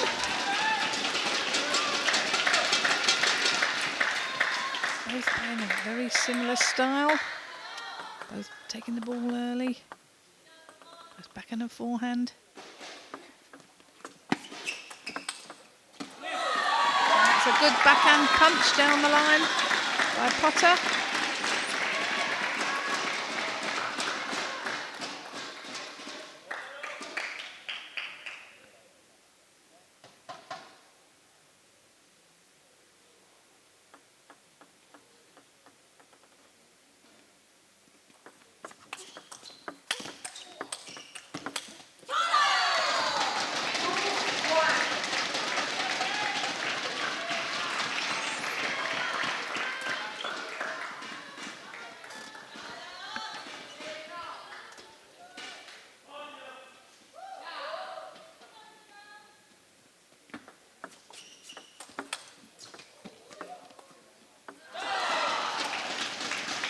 Good placement there by Feng, but Pota able to get the back to the ball.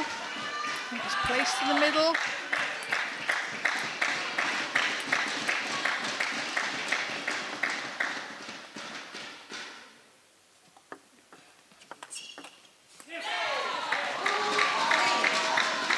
hanging in there, as always.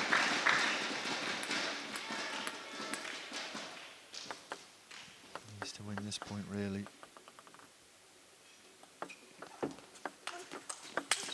There's great angles, good serve, great angles. And 3-all. Somebody will get themselves a game point. Feng has the serve, so a slight advantage.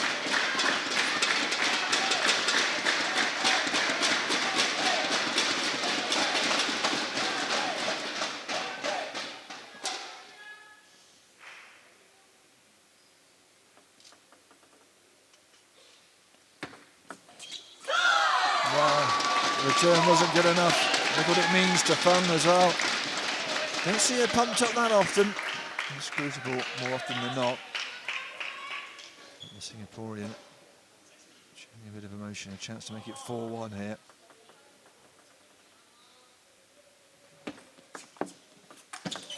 And she does it as well.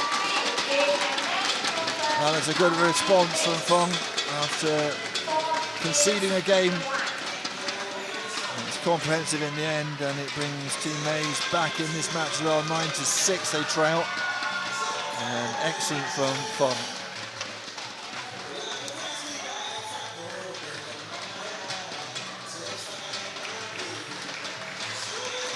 Well, we've had 3 matches so far, and they've all been 4-1. This time in favour of Team Mays and from Tianwei of Singapore.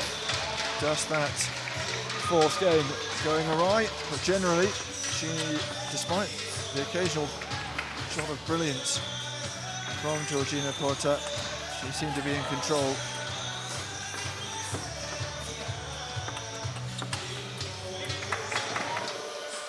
Occasionally you'd see Pota, those fast hands of hers, just slap a shot.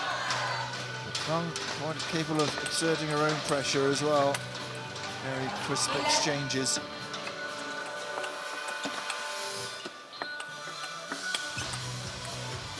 It was a pleasure to watch, one of those games which just was easy on the eye. And in the end it was easy for Feng, who wins it by 4-1. And these are our statistics. And Feng Tianwei bossing those like she bossed the game as well. And she wins it by 4-1. Singapore's Feng Tianwei brings in Team Mays' first victory. 今天你对你自己的表现满意吗？非常满意，发挥得很好。那么第4局出了什么问题？第4局对方战术有一些改变，打得非常凶，自己没有准备，没有及时变化过来。那么今天的表现比昨天呢，为什么会看起来比较舒服，比较容易一点？因为昨天在都是大比分领先的时候，可能在思想上有一些松懈，还有一些保守，然后今天就是吸取昨天的教训，然后马上调整过来。Good stuff from Feng Tianwei, securing her first victory here in round 5 after yesterday's draw. So she is very pleased with the result indeed. Coming up next, Dimitrij versus Chien-An. So don't go anywhere.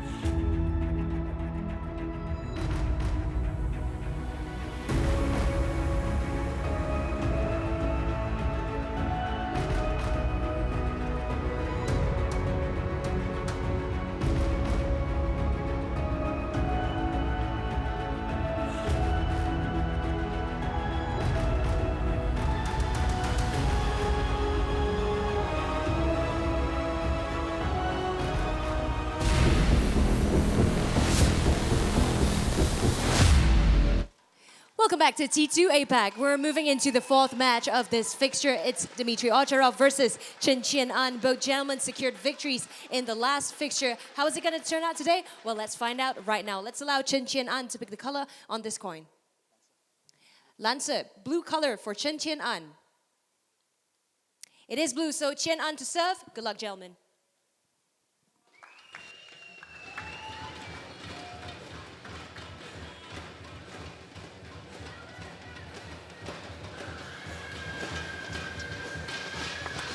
An interesting matchup between Chien-An and Ovtcharov. Germany against Chinese Taipei, of course. Interesting match yesterday for Chien-An, who beat Samsonov by 3-2, but you may remember it was a timed game at the end. It was a timeout controversy. And Samsonov saying he called a timeout. In the end, he managed to win that last game anyway. They reset the clock to 11 seconds and he still managed to get over the line. Ovtcharov, he beat Ju an easy victory 4-1 in his match yesterday.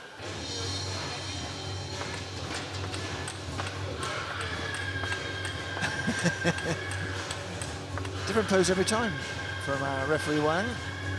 Not quite sure what that one means. So Ovtcharov, top of the pile, coming in to today, just one game won more than Timo Boll. Timo Boll took a bit of a beating in the end, 4-1 against Drinkhall, who was subbing for Liu Jingshu. So a chance for Ovtcharov to widen that advantage at the top of the men's leaderboard. Chien-An, 7th in the table, so a bit of work to do for him.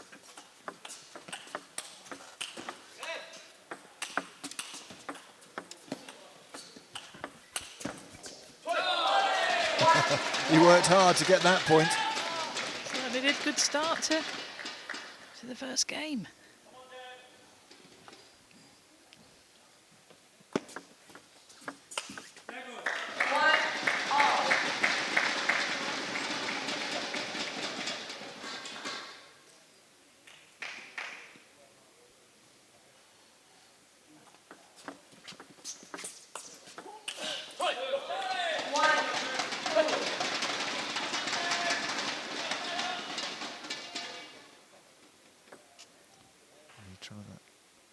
Trademarked tomahawk serve again. Not this time.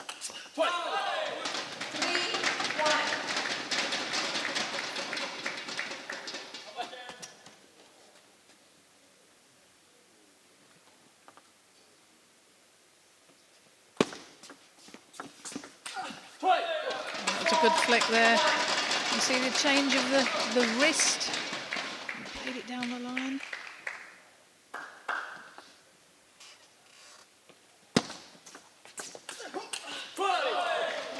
These two players have played each other 3 times on the international circuit. Ovtcharov winning all 3. And the last time was at the World Cup, but that was 2013. There's a lot of players reacquainting themselves with each other through T2.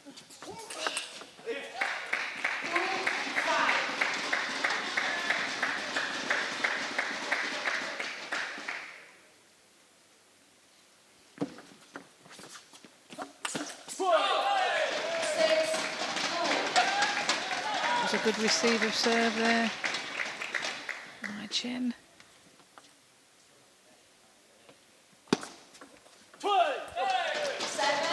backspin on that ball there from service. Ovtcharov making the error.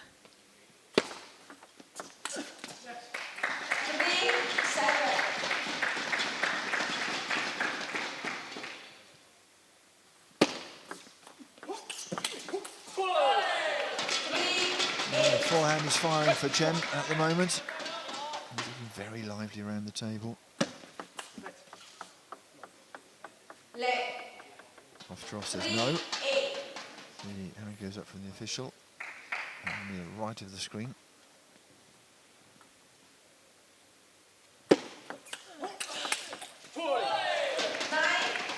seems to be firing on all cylinders. He's come out of the gate playing his forehands so fast and hard.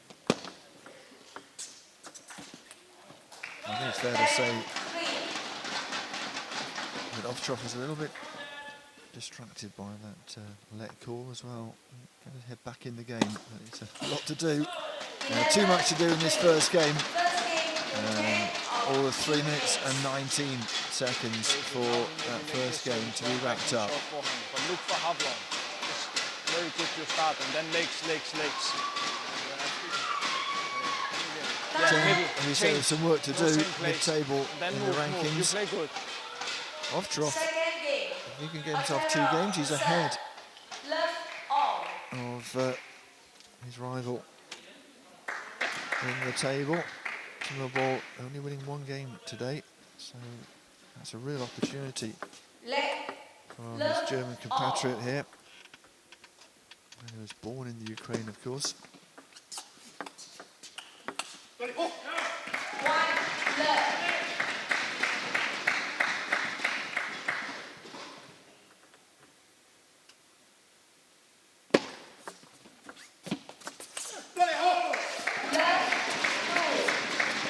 Chen just having a little look at the moisture around the court, just trying to get some moisture off his feet. Last thing you want is a slip.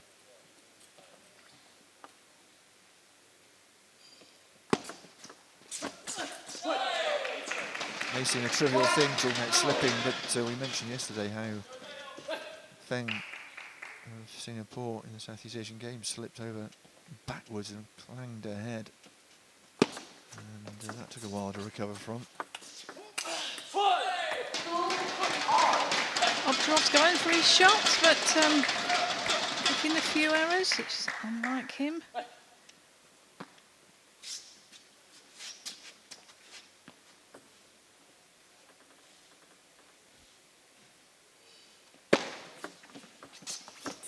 What a forehand that was. Got round the table well to make space for it. And completely bamboozled Ovtcharov. He was expecting it the other side.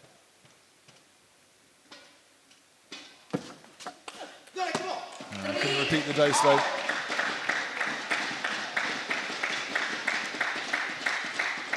Ovtcharov is always a very focused player, and it's interesting to know that he practices meditation and yoga as part of his training routine. I'm going to have a go at yoga when I get back. This is more so I can put my socks on myself, you know. But of course, mindfulness, being in a good place mentally, and of course being flexible, I mean, it's the 2 very important things in table tennis. Definitely, definitely.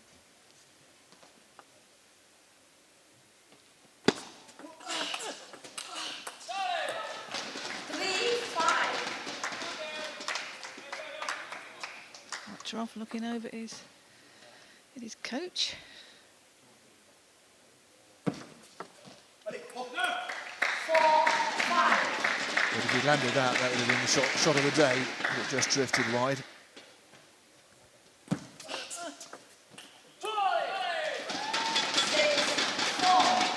Executed a good serve there, Ovtcharov, but didn't quite step in to follow it up.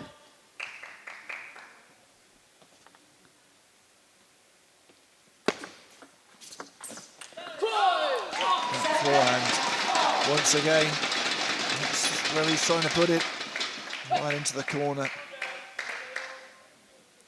To get around sharpish, to get the angle. He's quick around the table. He's certainly playing well though, Chen. Can't take that credit away from him. Former World Junior title, which he won in 2008.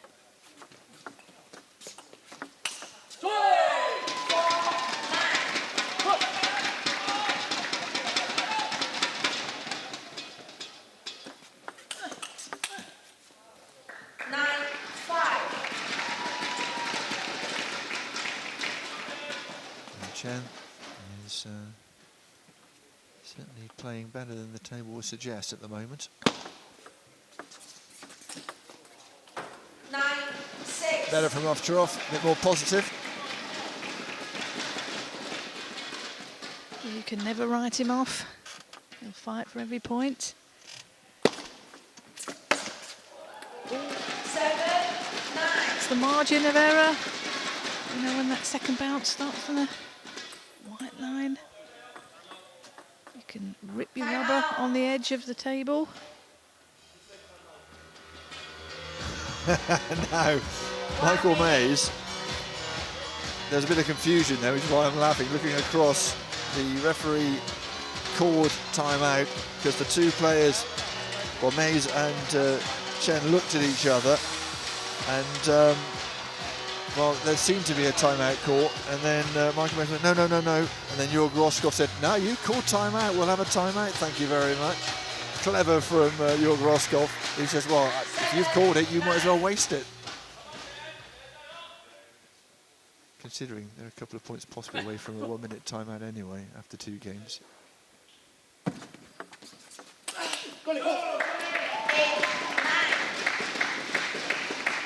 it wasn't that effective anyway.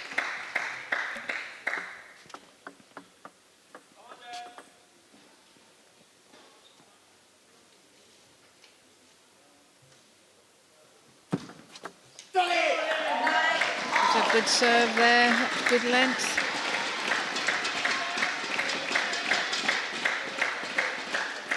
And there we are, 9 apiece. As I said, you can't write him off.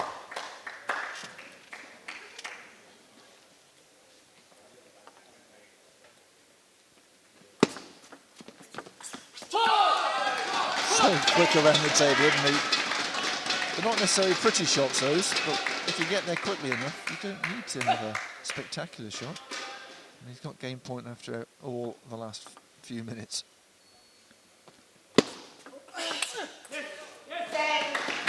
It's long. Next point wins it.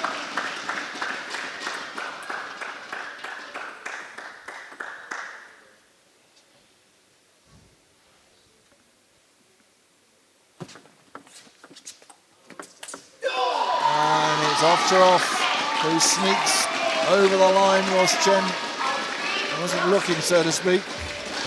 Chen had the chance, couldn't put it away, and Ovtcharov doesn't need a second invitation. 1 apiece, and now we do have a 1 minute timeout anyway. Perhaps not the finest captaincy you've ever seen from Michael Mays. A bit of miscommunication with Chen. Ball, das ist wichtig. Beim ersten Ball muss es bewegen.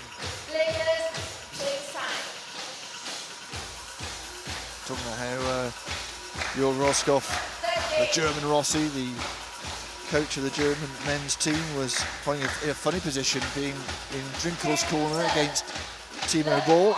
Well, he was having words in German with Ovtcharov, another one of his charges.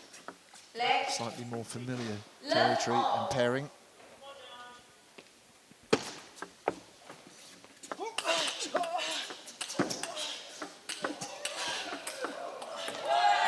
Oh, and he took that ball right off the bounce there. So early. Great angle coming over the ball.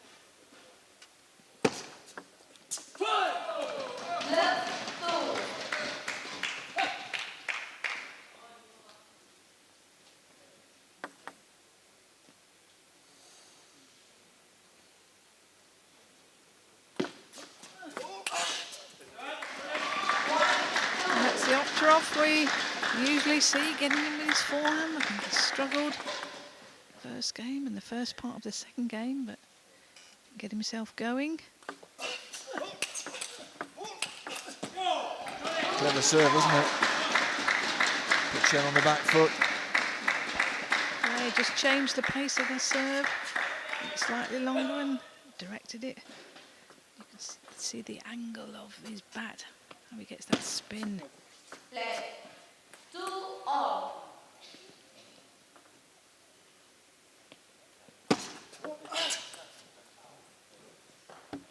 Leg 2-all.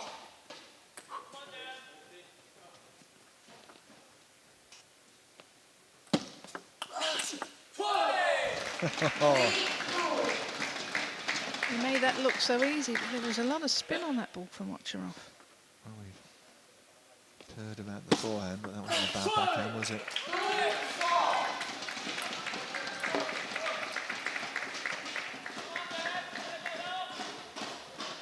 Ovtcharov making the use of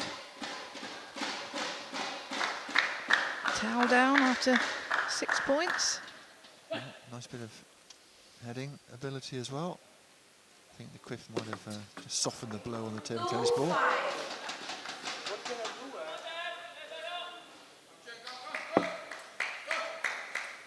Ovtcharov was entirely happy with the ball he had there.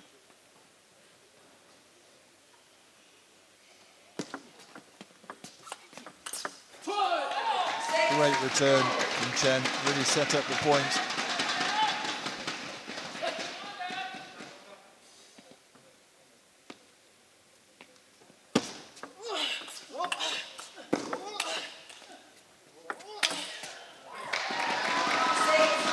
They made sure he put that one away. Good combination there. Top spin and smash.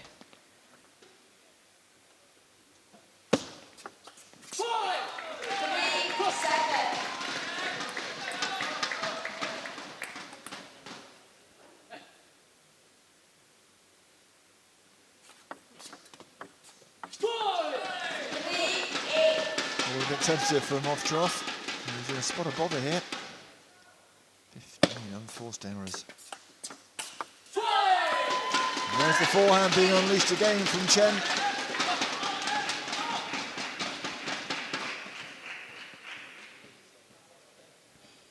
It's so low, doesn't he, after that? Unleashing the forehand. Not the best there you'll see from Chen.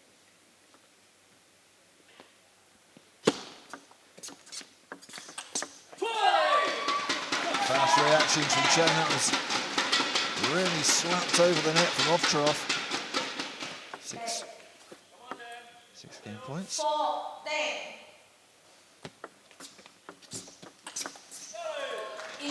That's excellent game from Chen, who gets his nose ahead again in this enthralling encounter. Still 10 minutes to go in this match, so anything can happen. Sometimes you can make one. It's a solid performance by Chen. One-way traffic in that game. You look service what he make. Sometimes when he down, he fast. Not in a good place, was it? Look, it's interesting that 11-3, 11-4, he's lost the 2 games, and then just got over the line after defending a game point in the other one. It could very easily have been 3-0.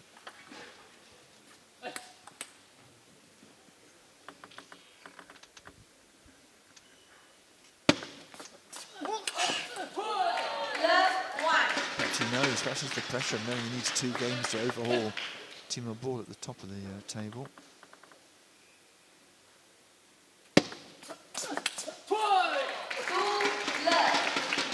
Chen is getting in with his forehand whenever, taking every initiative possible to dominate this game. Bear in mind that Ovtcharov won all 3 in round 4. 1 minute. This is a slightly more planned timeout from Georg Roskopf. Geh nicht zu schnell in den Aufschlag rein dann, ja. Bei deinem Aufschlag dann... He's in a spot of bother. Ovtcharov sits himself down whilst we watch his skills. Not necessarily with the bat, but with the head as well. Dann abzutrauen, spiel ihn rein und spiel ihn lang den Ball einfach hin. Ja. Lang in beide Ecken, dass nicht weiß, was kommt. At the moment, it's important in terms of the team as well, because Team Rossi, which of course Ovtcharov is part, now only 2 ahead of Team Mays.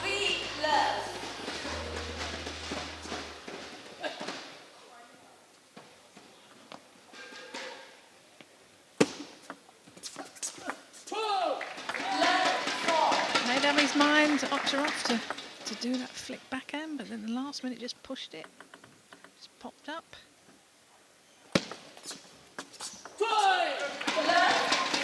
Tried to push it that time and found the net, so really a big mountain to climb for the German. That's an amazingly fast return from Chen. Ovtcharov down to 39% of points won on serve. And therein lies the problem. Mind you, 25% on receive as well, points won. 6-1.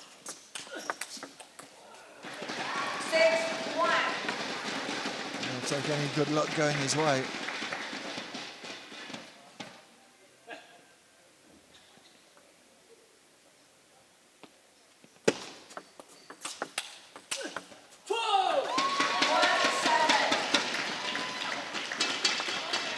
Ovtcharov struggling again to play his normal game, attacking.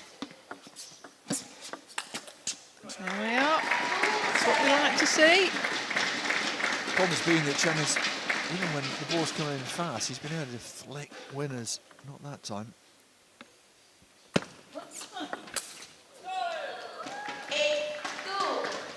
That one ends up in the VIP seats.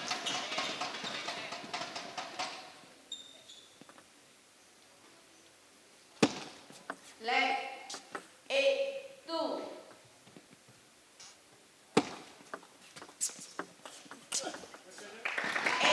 Better. Little flick backhand from Ovtcharov.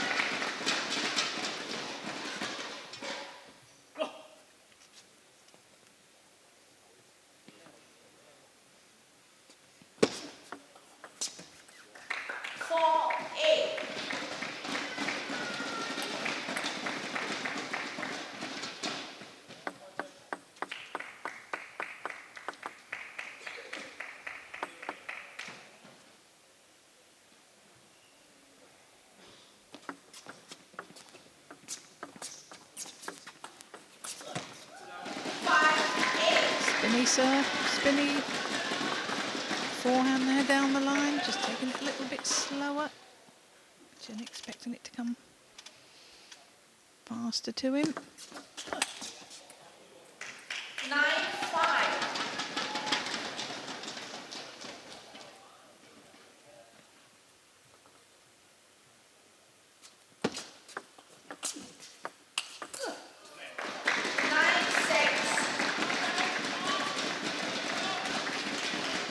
Certainly keeping Chen honest here. But Chen with the serve and with the advantage. Taking the net, going long, giving Chen 4 game points to make it 3-1 in this match. 7-10. Just a little indication from Chen said the bat was wet. So, Ovtcharov, a little check of the ball. 10-8.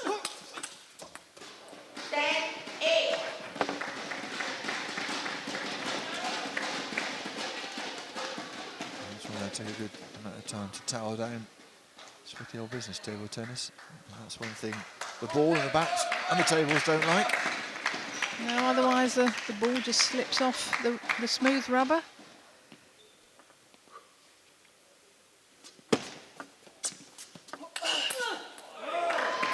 That's a good comeback from the German.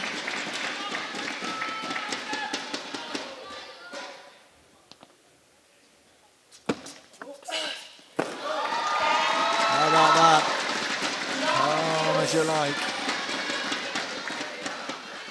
10-all. Pretty Kappa remarkable.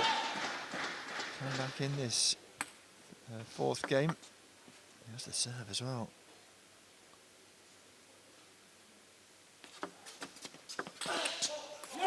How about that?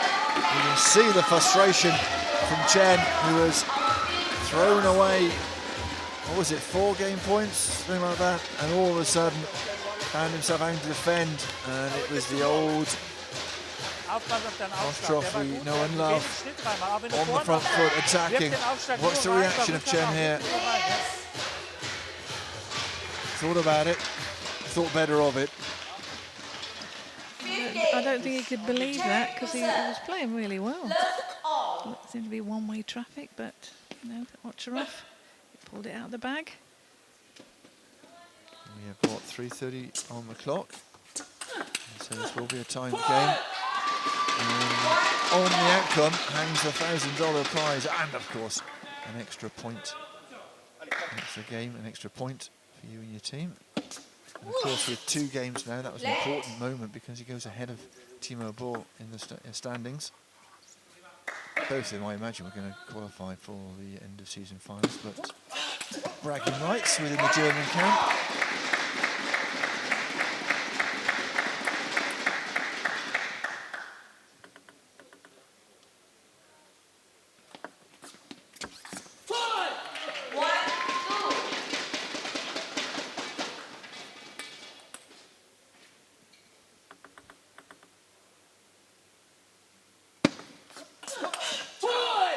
Better from Chen. He'll be having half an eye on the clock as well. Get yourself a decent advantage. You might find he slows play right down if he can.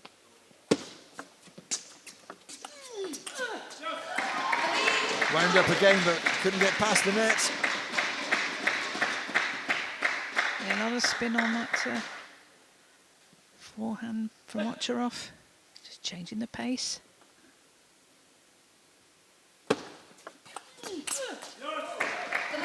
Good receive of serve there by Ovtcharov. The ball was coming off the side of the table, so he was able to pick that up with his forehand.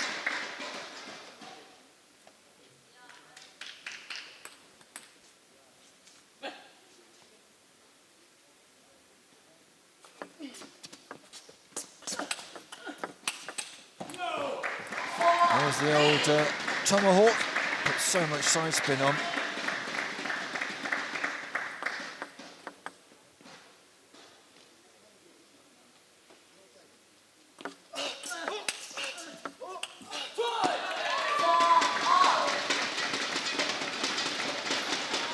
Half an eye on the clock that's ticking down, just over a minute to go. And we're level here, make it quite tense.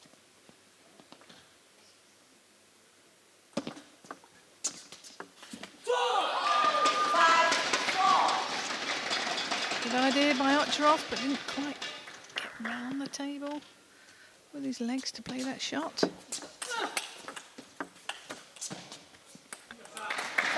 Great table tennis from both those players. 5 apiece, less than a minute to go.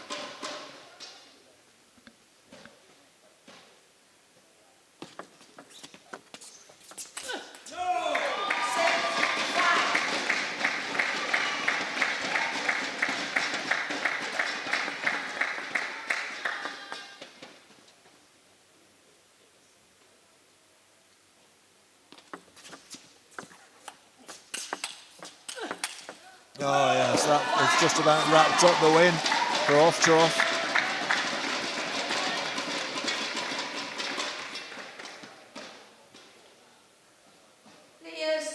He's taking his time, isn't he? That's a little bit cynical. 5-7. Backs out. Game and match. It's a good comeback from Ovtcharov. Sport a little bit by the time wasting at the end. I just wonder whether there's something T2 can think about just to make sure players do carry on. But it's a good win. He came back. He's certainly inspired the fans, and high fives from them and from almost all the team. You've got a feel for Chen, who was very nearly 3-0 up. Ovtcharov won the second game by the narrowest of margins, and also won the fourth game by the narrowest of margins, both 11-10 of course, but Chen in that fourth game had 4 game points, couldn't put it to bed, and Ovtcharov punished him mercilessly and then made sure that he got ahead and stayed ahead in that timed 5th game. And so he squeaks it by 3-2, and he goes top of the pile in the men's standings as well. That's why he is so dangerous to play against. Let's have a quick look at the stats. And as you can see, Chen with better service stats, better return stats, but somehow Ovtcharov wins it by 3-2.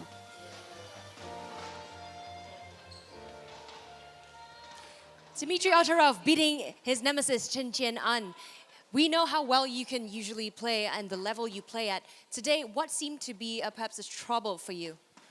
Well, quite everything. I think Chien-An, he played amazing and was dominating me 5 sets straight. I still can't believe how I could actually win that match. But I think I stayed calm, always believed my chance will come, and I think he got a bit nervous at the final situation of the sets, and I took advantage of that, and yeah, that's also a skill. We want to talk about the 4th game, how you were trailing and actually eventually won the 4th game from behind. How did you do it? Yeah, well, as I explained, in the second account I was down 4-9, and the 4th account I was down 6-10. I was like, whoa, this is really heavy today, but yeah, my chances came, and I think I got all I could today, and I'm very satisfied with that performance. Absolutely spectacular performance there, Dimitrij Ovtcharov winning that encounter. Next up, women's battle. Don't go anywhere.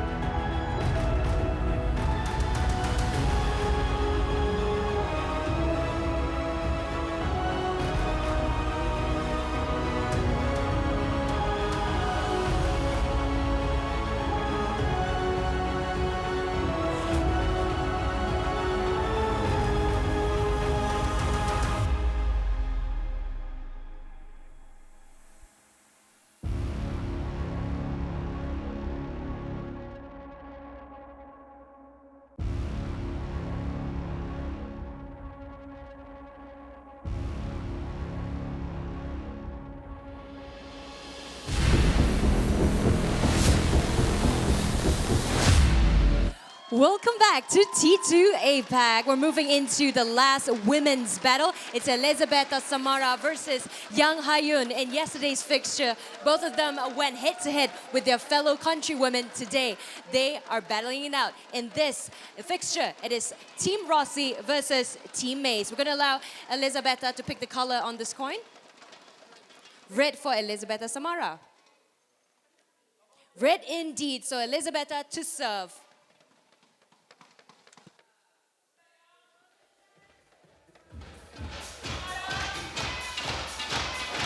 Mays still 4 points down against Team Rossi. And Team Mays will be looking to put that right. They are second place, of course. They were only a game down on Team Persson, 188 against 187. So they want to have as many games won in the last couple of matches as they possibly can. And this is an interesting matchup between Haeun and Elizabeta Samara. Samara, the 28-year-old Romanian, who finds herself in, 10th place in the 12-women table. Haeun in 8th, ranked 22nd in the world. These two have played already in T2, and it was a 3-1 win for the Korean. Change of official, Harry Khalil.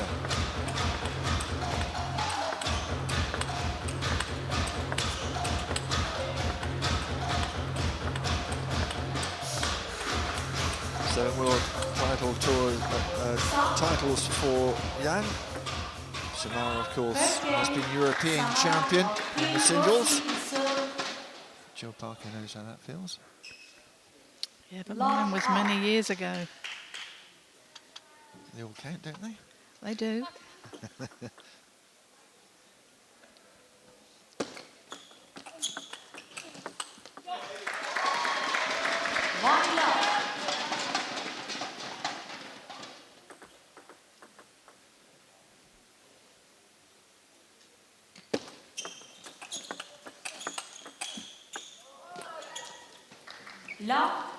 Lucky net ball there. These two players have played each other 5 times, and Samara's won all 5 encounters. And last time was at the 2016 Olympics in Rio. It's interesting, isn't it? Sometimes these players, like Samara, who's won all of them, and yet you get to the T2 format, and all of a sudden their fortunes are reversed. We'll see what happens here.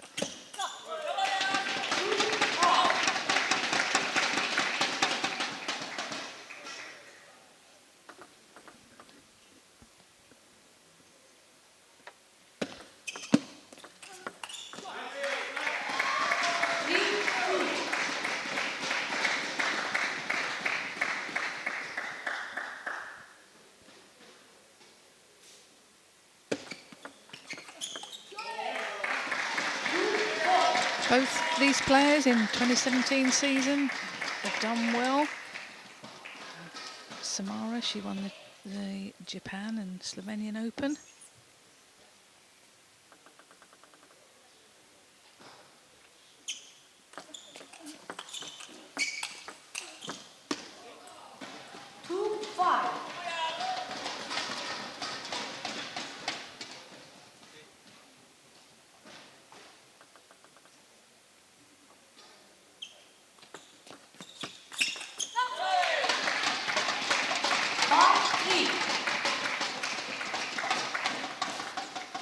Good start from Samara, who has the serve here. A couple of points advantage. She knows Yang will be a dangerous opponent, especially on forced errors like that.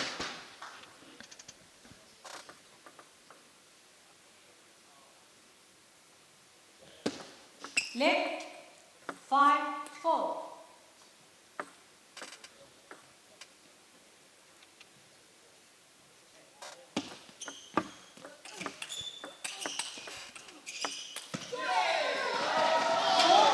Play there by Samara, getting in with a strong forehands.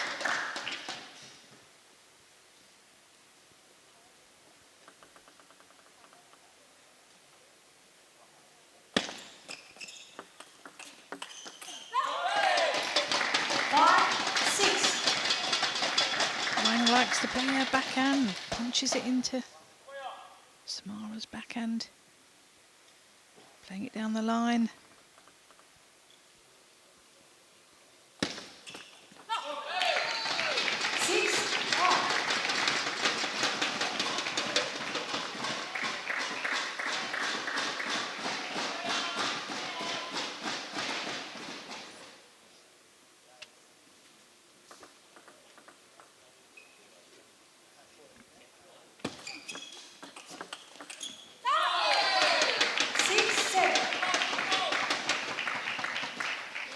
Her tactics are to plug Samara's backhand. She's won a few points there.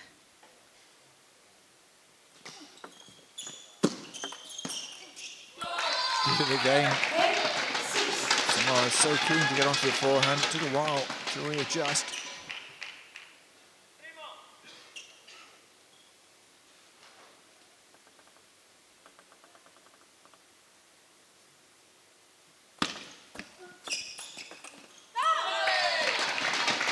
Slow spinny one there by Yang. Just changing the tempo of the game.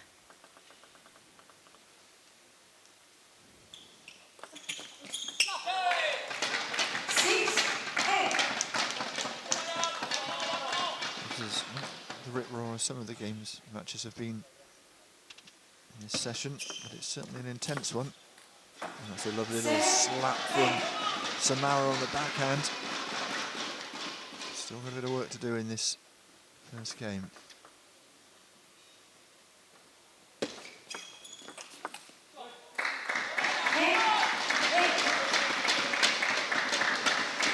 Yang picked up that service well with a backhand, using them on a spin, but didn't quite recover. Just top-edged it.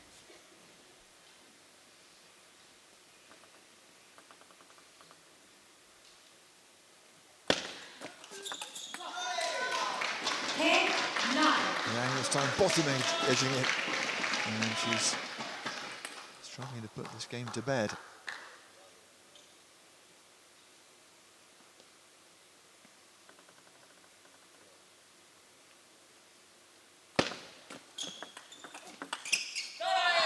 That's better though. Oh, she laboured on the last point, but she got there eventually. And it is the South Korean Haeun who takes the first point here. Narrows the gap between Team Rossi and Team Mays to just 3. Long down spin backhand. She only like this. And then after move, spin, move, no stay. Same receive. Make something. Come on. Instructions to keep moving for Yang. Not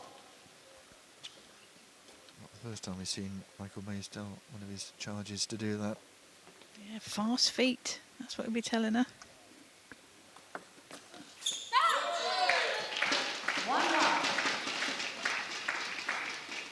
Fast feet in their multicoloured trainers. Both of them got the same trainers. I'm not saying that all those colours necessarily go together, but there you go. Yeah, they are rather snazzy.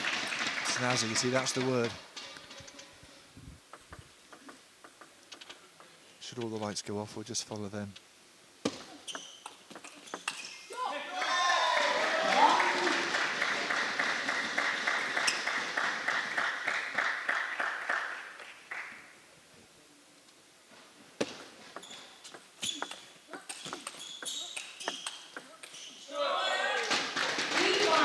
Play there by Yang. Combination. Different pace on the ball.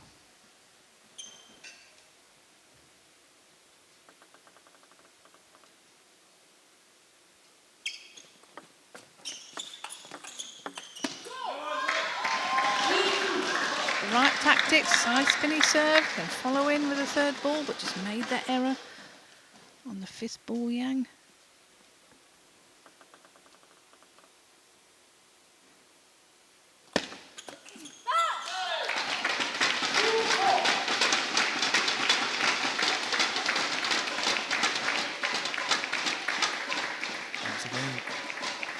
Samara in a spot of bother here. Jill was saying how Samara's won all the IWTF events that these two have contested. But Yang won 3-1 here at T2.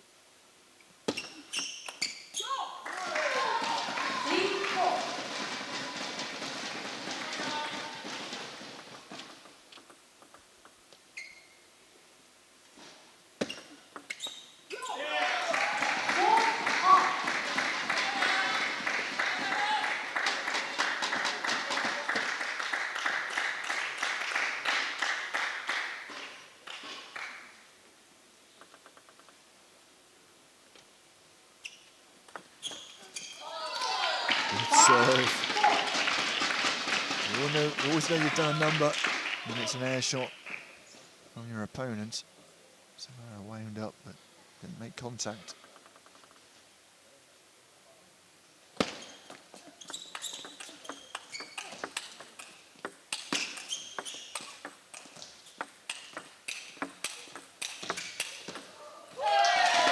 Great rallies there.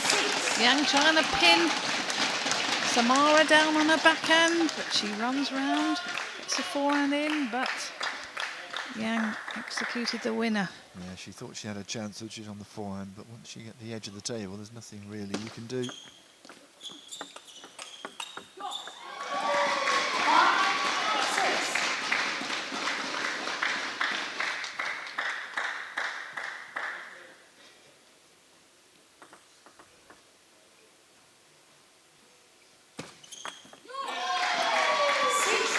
Fast serve, just catching Yang on the hop.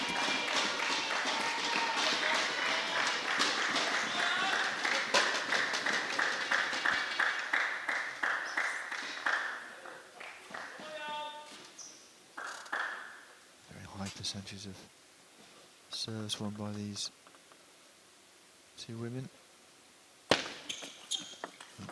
So good on the receiving percentages.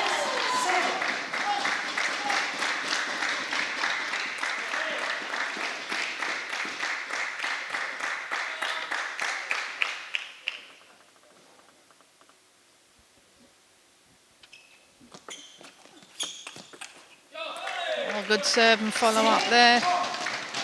Slightly longer serve, but good receive. But Yang coming in with a good forehand down the line.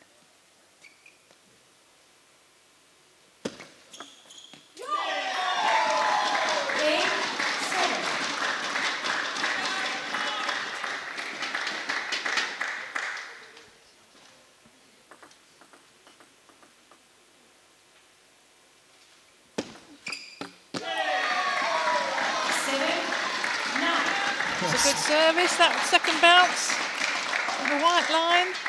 So Yang looking at her bat. A little smile from her as well, wasn't there? She knew she'd been done there.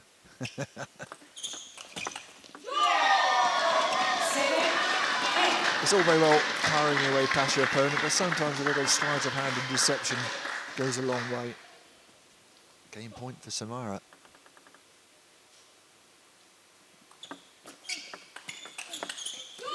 And that'll do it. Nice change of direction, and the return goes long from Yang.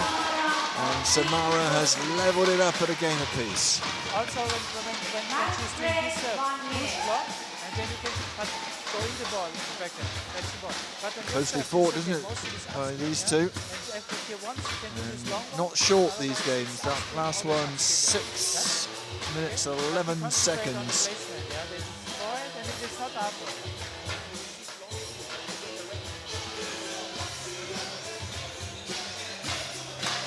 Not much dancing in the VIP seats, but they're rocking in the aisles in the cheap seats, the bleachers. Not quite bleachers, to be fair. They've got their cushions. They've got their thunder sticks, if we've decided to call them. And Jill's got her jumper back on. It must be getting colder outside.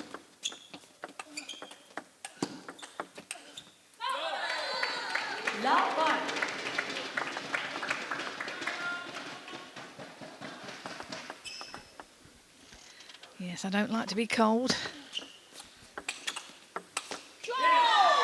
Good forehand there by Samara. Good start for her. And straight down the line. A lot of power, spin.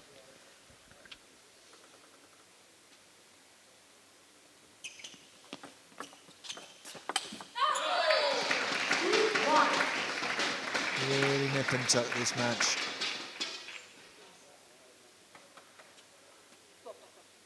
Not quite sure why that would have affected the match, but there you go. It's nestled down by the umpire's table. 2-1. Perhaps you could see it at the corner of her eye. Well, they're like thoroughbred horses, aren't they? Only a little thing will annoy them. And table tennis players are creatures of habit. I don't know if you had any little service tips or anything like that, but you do find players, like you say, if you just see something out the corner of their eye, you want it out of the way. I didn't like to have bits of rubbish on the floor, you know, a bit of wood from the bat or fluff. I used to have to take that off the court.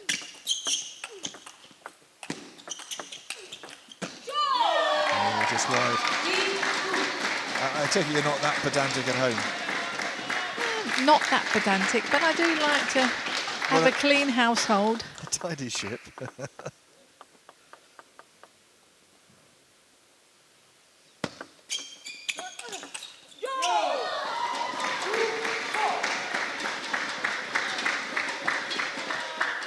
Oh, once again, first opening encounters And I wonder, we were talking earlier about the fact that Team Pearson were ahead, not because their percentage of games won was more, lovely from Yang, because they'd actually played more games, so they'd actually managed to get more wins under their belt. And I guess you need a team of fast players. This one's actually taking a while to get through games. More to do with the matchup, I guess. Yeah, I think the women's game tends to be longer rallies than the men's. That may be the case, I don't know. We've got defenders playing here as well, so their games are longer. And again, that's a female. Well, Gio, of course, defends as well, but he's quite happy to stand up and attack as well as he mixes it up. It speeds up the game a bit. And that was a fairly brisk rally as well. But once again, as you can see, it's a fairly nip and tuck between these two.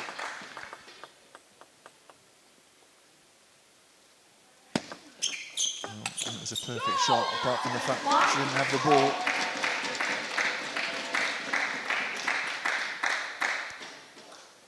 That's a better shot from her.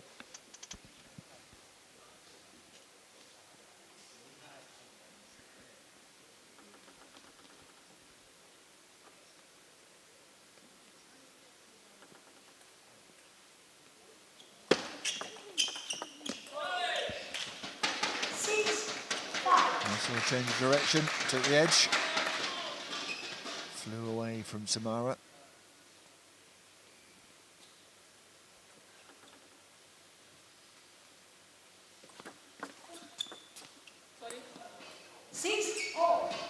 That was a good serve, but the net court didn't do her any favours.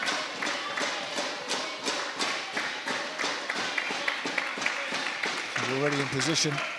Very difficult to move when you're down that low.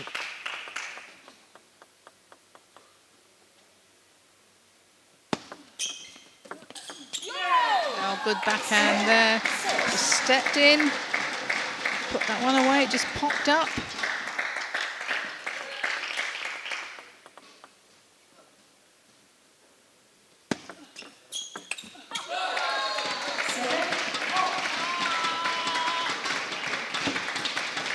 A little bit frustrated, Samara.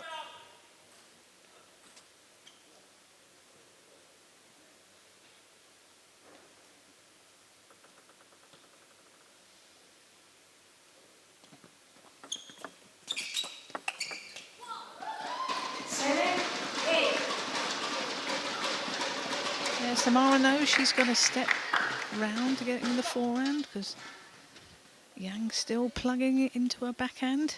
Yeah, Ovtcharov on the bench, but his hands up almost in disbelief, and then clenched them in victory for his teammate.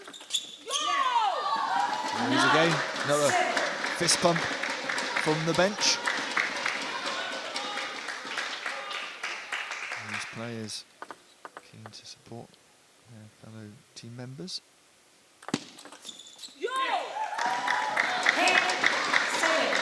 And it's been a good few points for Samara and for Team Rossi.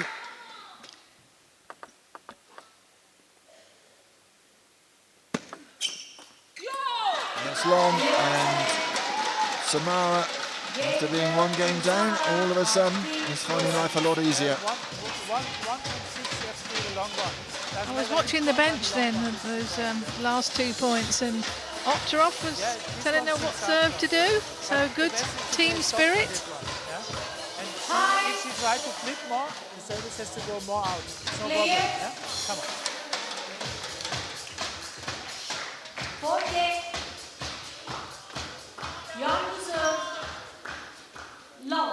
Well, they like to get animated, they like to get up and stand up and clap.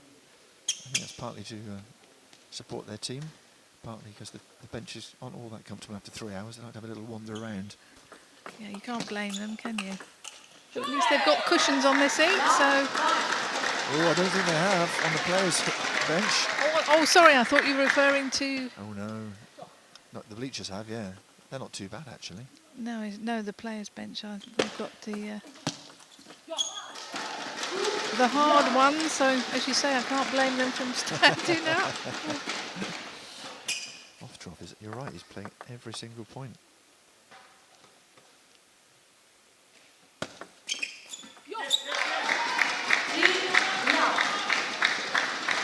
he's pitching for team captain next year. Good start from his teammate Samara in this game. Oh, great backhand there.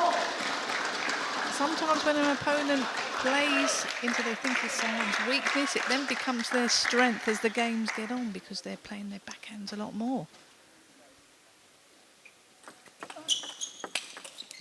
She's certainly hitting the backhand well now. Not trying to get round on the forehand necessarily.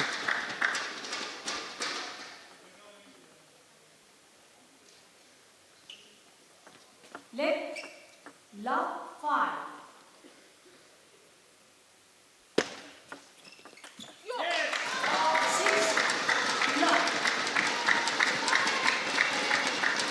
If she wraps this one up quickly, you might have a time game. If it takes a while and Yang makes a bit of a comeback, you could go into the kill zone.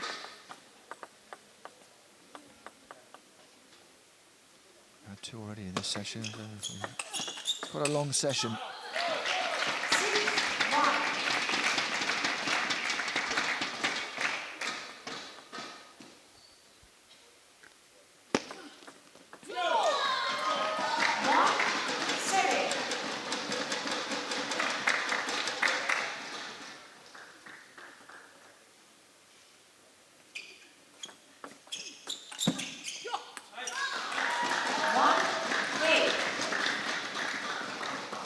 Very one-sided at the moment in this 4th game.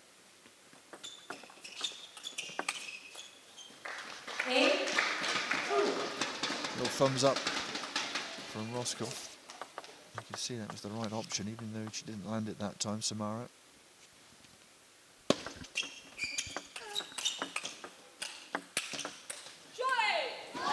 long. Good combinations of backhand and forehand.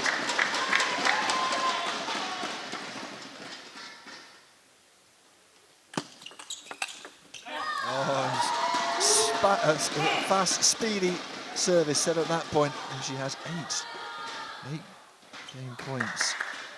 And if she can get it wrapped up in the next 40 seconds, we don't go into the kill zone.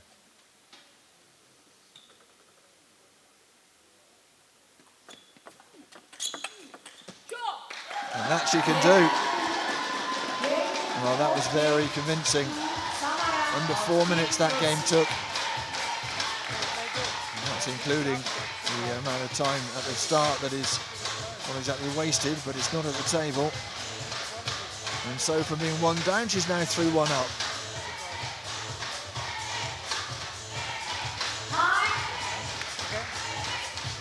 Clear. 5th game, Samara to serve.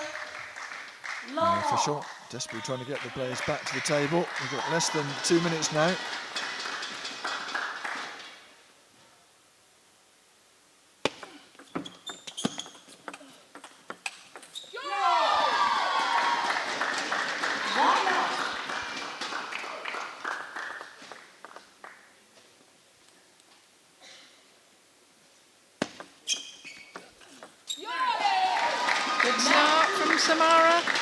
To believe earlier on in the year she suffered a serious knee injury, but I wouldn't think so. She's playing table tennis like this. Yeah, and they were saying that she was playing with a neck injury, a sore neck as well when she arrived here, but again, she's obviously a fast healer.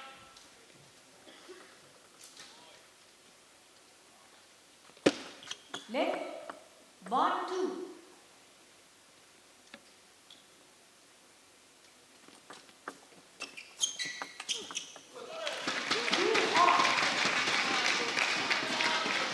Really a tight run, clock running down. Samara with the serve and the advantage.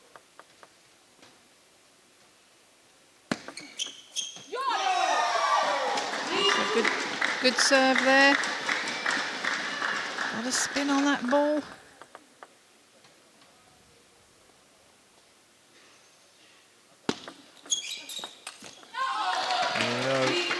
Went round for the forehand.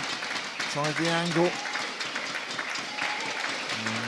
Well, this is going to be a deciding point, surely. Samara has the match win in her pocket, but she'd very much like, and so with the team, a 4-1 win.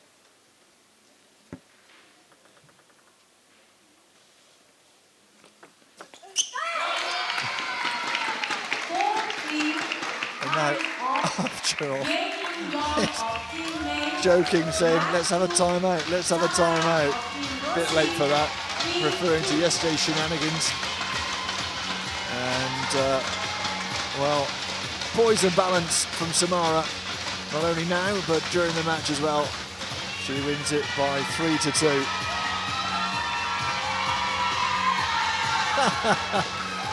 Well, her little fan club in the corner there, cheering her on, and have something to cheer as well. Team Rossi 15-10 up.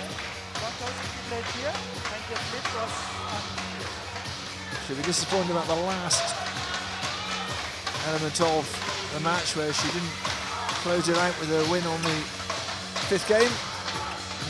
You might have wondered, or she might have wondered what was going on at the beginning when she lost the first game, but then normal service was resumed, 11-7, 11-7, 11-2. Before Yang came back just to sneak that timed game 4-3. Excellent display of both these women. In the penultimate match of this session. I'm not sure if that's part of the training regime. Anyway, here's the stats. You can see Samara, the 76% serving percentage, also the return percentage much better as well. Wins by 3-2. Elizabeta, Samara continues Team Rossi's winning streak. What do you make of your performance just now against young Haeun? Yeah, I'm set for the last set. I mean, yeah, if I had my serve, maybe I could have a chance. Last point, but it was okay match. I mean, it was nice match with nice rallies. Yeah. Thank you, fans. 2 wins in 2 matches. What made you perform so well in this round 5, you think? My team, always my team. When I see that they are so strong, then I become more stronger. That's good. Keep it up, Elizabeta, Samara. Coming up next, we have Boll Drinkhall in this fixture. Once again, this time going up against Alexander Shibaev. It is Great Britain versus Russia. That's next.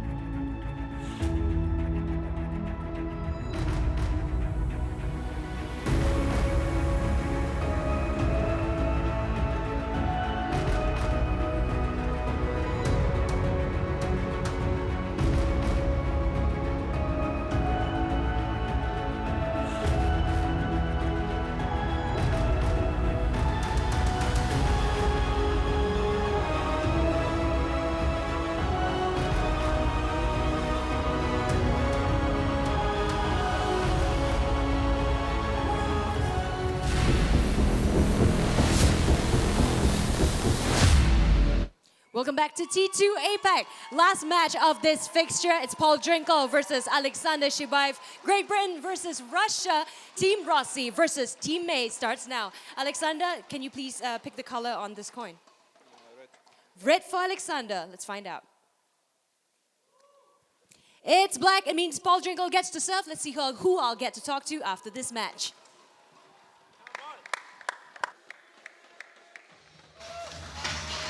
and he's on again after standing in as a substitute for Liu Jingshao for Drinkhall of England, of Great Britain. I think it's Alexander Shibaev, the Russian. And this will be an interesting one. This time, points do go to Drinkhall. Shibaev, who beat Cheng yesterday. Drinkhall, 41 in the world, who had that thrilling 4-1 victory over Boll. It was thrilling for him, the first time he's ever beaten Timo Boll. So he'll be happy and be confident after that, whether he'll be tired as well as another match. And of course drew with Mitsutani yesterday. Last match of this session will be looked after by Hari Khalil of Malaysia. So Drinkhall, who has been languishing at, or near the bottom of the rankings, will have a bit of a job to do against Shibaev, who was 4th in the rankings going into today, but then he beat the second place Timo Boll, so why shouldn't he have a good go here? We shall see and find out very shortly.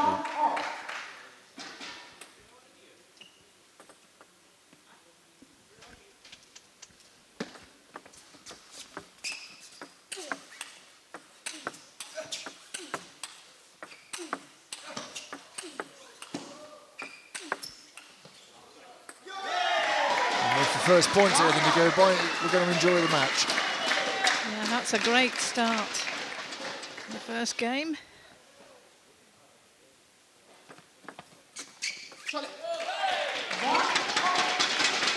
These two players have played each other in the last 10 years.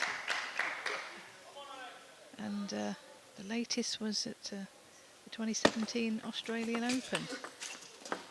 So Paul beat Shibaev. Last 32. Yeah, a very good tournament, didn't he? He certainly did. That was directly after round 1 of T2 as well. And away did the Australian tournament, came back for round 2. So it worked out quite nicely. And it cuts down on the travelling. Yeah, a bit of a brutal trip from the UK to Australia, that's for sure. It was broken up on the way and the way back.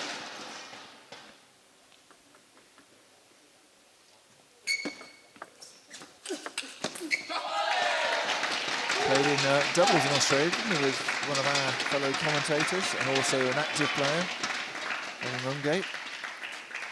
Yes, I'm not sure how they got on though in the doubles. Yeah, not quite so successful, if truth be told.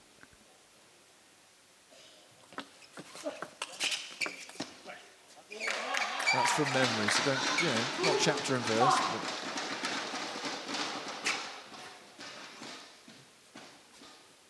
good start from Drinkhall as well. Shibaev though with the serve.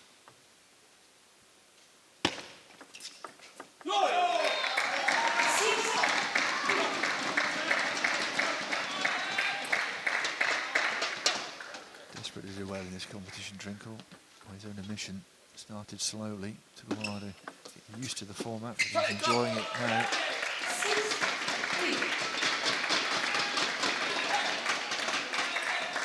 Shibaev, yeah, junior of Drinkhall. Left, 6-3.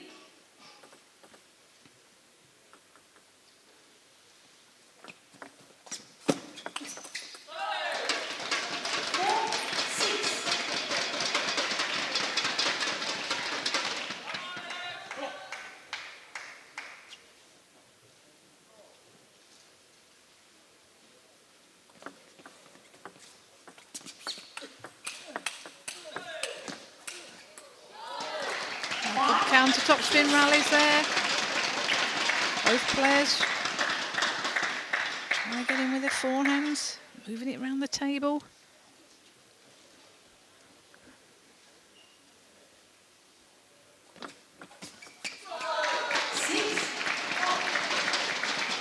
Good comeback from Shibaev.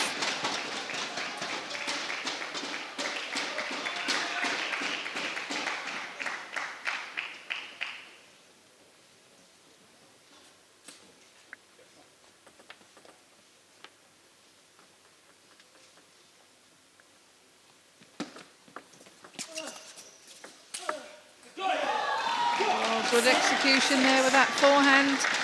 Set it up and then went round to this forehand on the backhand side.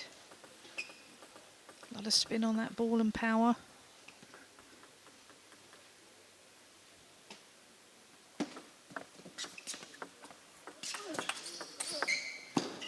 Oh, great backhand. Took that ball so early. All the power. Using the wrist.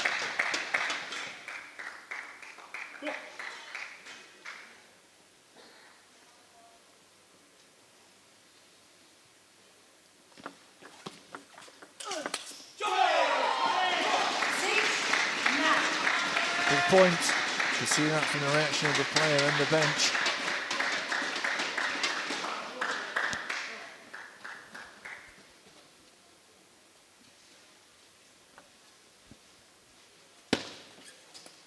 Oh, and an unforced error on the serve. Not what you see very often from the Russian.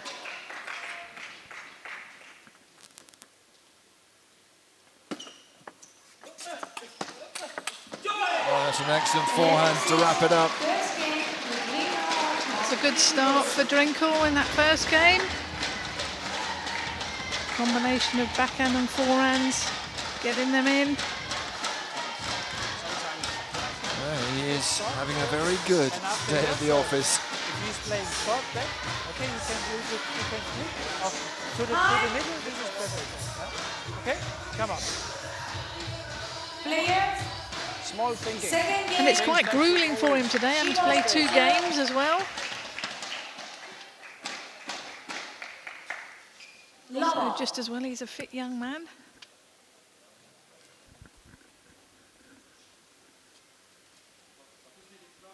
Stop clock. What happened?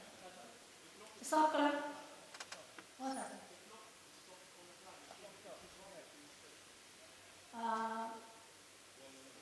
Is it correct? Can you check, please? Just During the 30 seconds, they say stop. Correct or not? You want anything change? Okay? just checking Everything okay? the timing, I think, more than anything. Okay? Yeah, the clock was off in the yellow. Shibaev to serve. Lower. So it needs to start again, just checking that nothing is awry in terms of getting the right timing. And the clock starts again.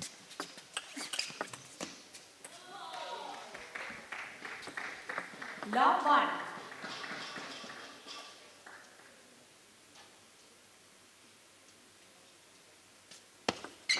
Left. Love 1.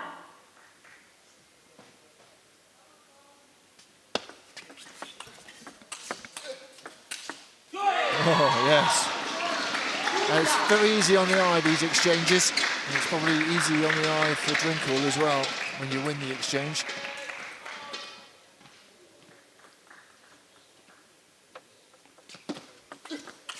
Oh, that's good play by Drinkhall. I don't think I've seen play as well as this in the 3 rounds I've been here to enjoy.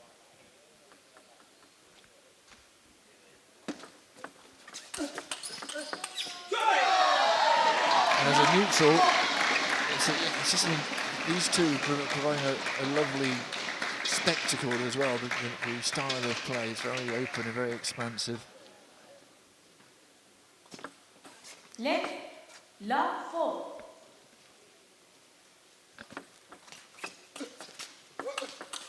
It's even better. Shibaev on the forehand and then did a number on the backhand.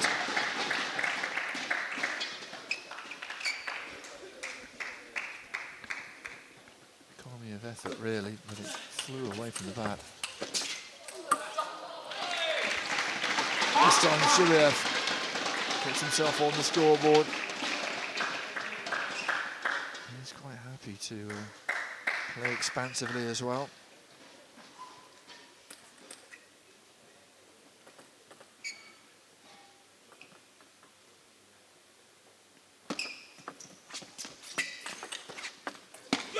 It's a miraculous return.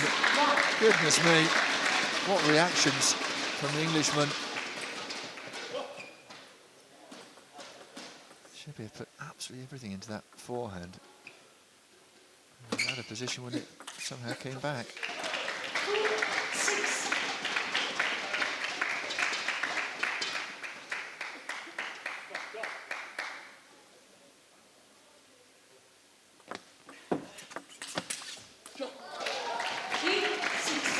Drinkhall knows he's still got to keep that pressure on. These last 3 points.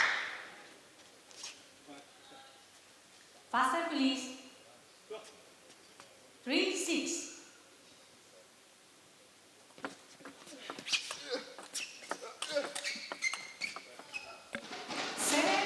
Record helping Drinkhall there. And they had to readjust earlier on in the points. Look at that, returns won 71%. Good work from Drinkhall. That's another amazingly quick shot, and straight into the body. Nothing that Shibaev could do. Yeah, great counter topspin there. And Paul taking the ball early. A lot of spin on that. Sometimes it's difficult to see on TV. Yeah, really focused, Drinkhall. This is him at his best. And he's firing on both forehand and backhand, taking the ball very, very early. He certainly seems on song at the moment. Stats all stacking up for him.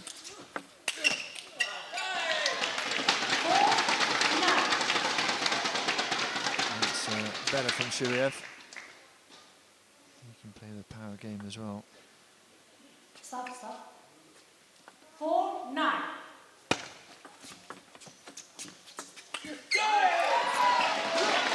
Takes the net, goes wide. 6 game points to make it 2-0 for Drinkhall.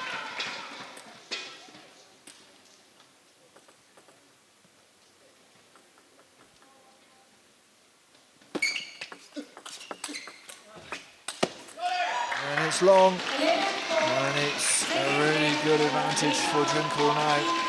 Still, what, 13-14 minutes left on the clock, but certainly looking good at the moment. Minute for Shibaev to reflect with his coach, and a minute to get the rest of that banana down his throat for Drinkhall. It's not automatic that you play to his forehand. Drinkhall will be the happier of the two.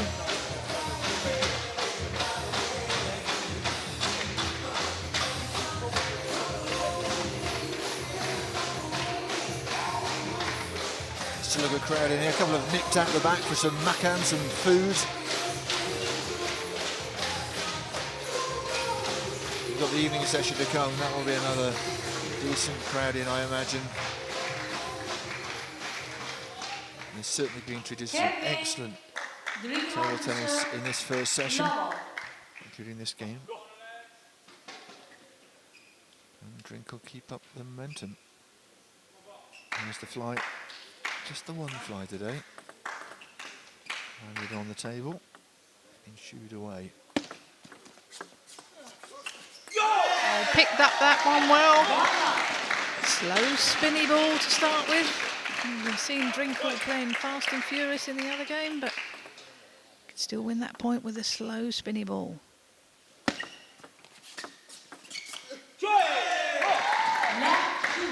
Quick to react to changing circumstances, isn't he, Drinkhall, at the moment?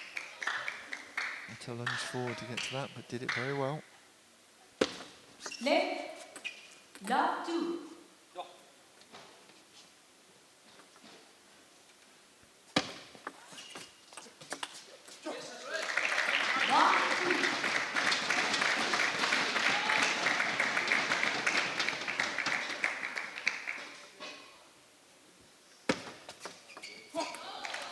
Caught in 2 minds.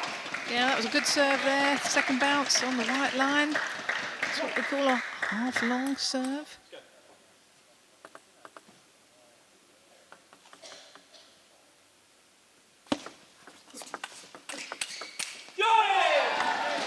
Isn't a bad idea. Shibaev looking to get that forehand winner, but it just curved wide of the table.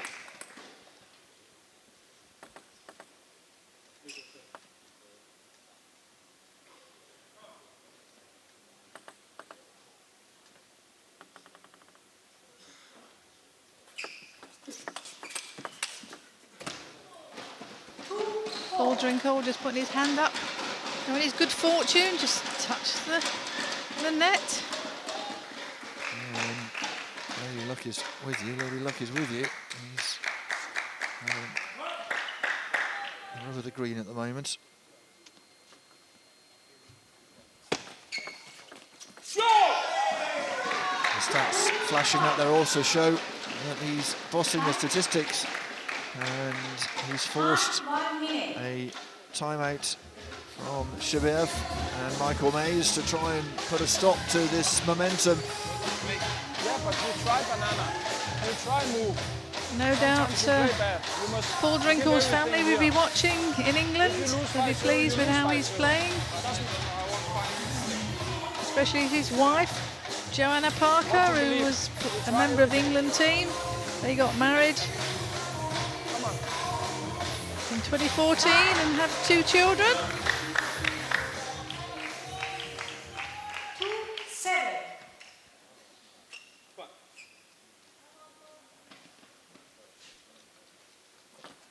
Net 2-5.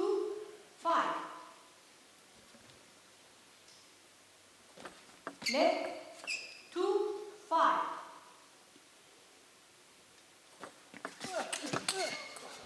It's a great exchange.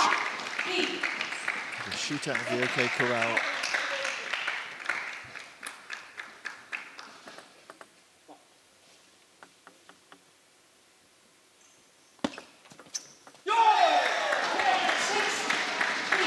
Not always stand and deliver from 10 feet away from the table. Sometimes the close table work just as important.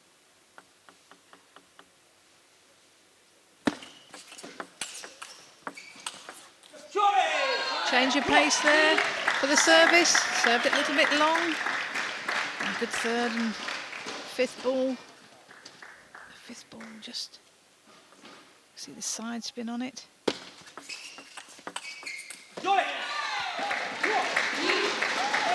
He's seeing it as large as a football at the moment, isn't he?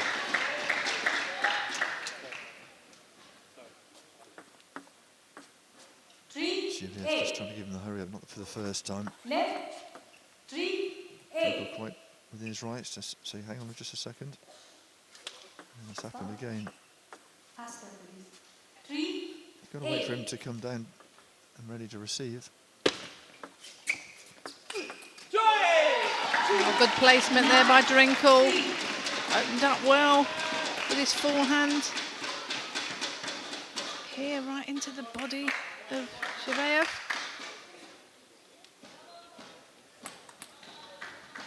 Shibaev now, the one taking his time over the towel. He's ready to receive. And it's long, and it's 7 game points for Drinkhall to make it 3-0. Goodness me.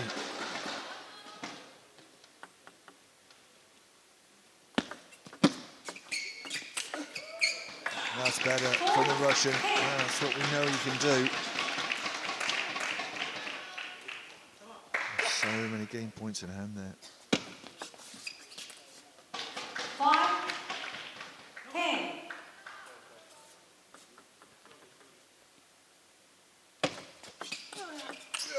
And it's long, and that'll do it. 3-0. There's just over 9 minutes on the clock still to go.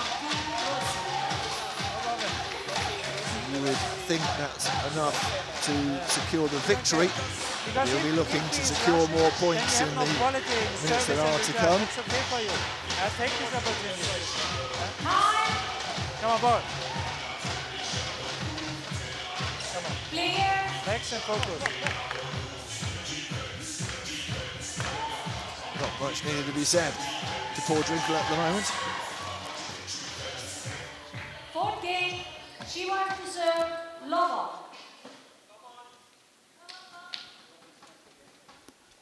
So, What cannot stop? Okay. Okay. Mr. Referee. Referee must. Yep. This one should not stop. there's just a little bit of confusion Yeah, over the clock. My head referee must check. I think they stopped the clock in error in between those two games, and they all stop. They've reset the clock slightly. Shibaev to serve. And we're underway again. Lava. Yes, I think that's the interpretation. Drinkhall's not happy. Okay. Lava.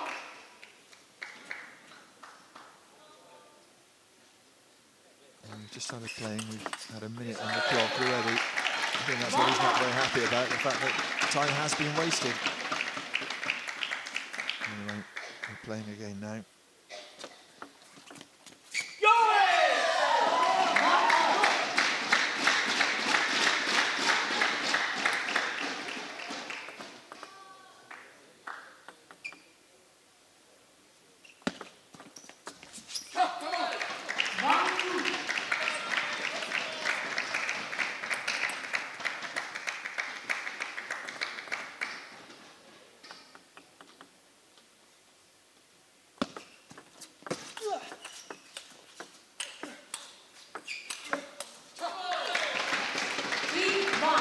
Shibaev there trying to get him with his forehand. It's a position where you often see Drinkhall producing really crisp returns, but that time just unable to continue. And this is better from Shibaev. A matter of time before he put a little run together. But what can Drinkhall do about it?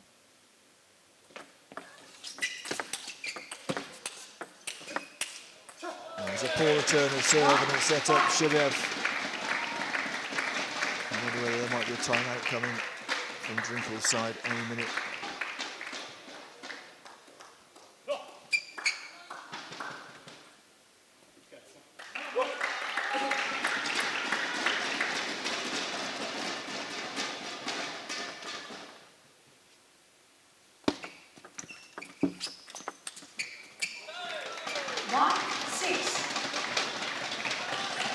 There by Shibaev. Stepped in. He's a tall, very tall lad, long legs, able to step in, use the wrist.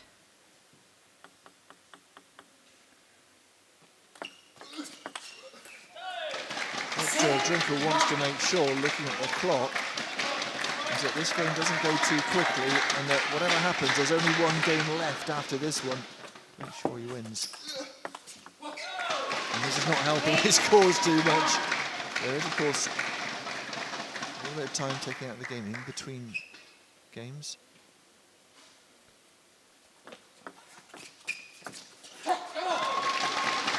What a turnaround. 11-5 he won, 11-4, 11-6. At the moment, he's on the wrong end of the score, and it's been much better from Shibaev.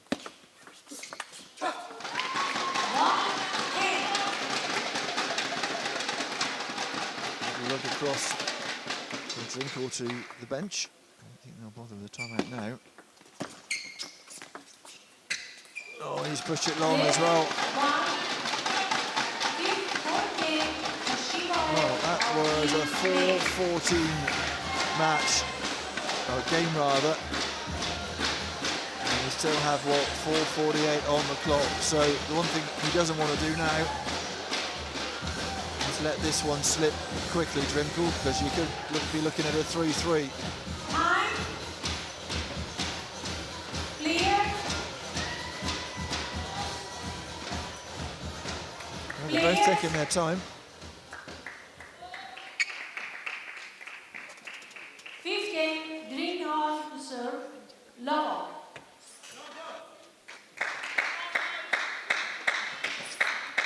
As the players get ready. Ovtcharov has gone across and is having a conversation along with some of the officials about the timing, I think. Oh, we got lucky with a net cord there. Perfunctory apology from the Russian.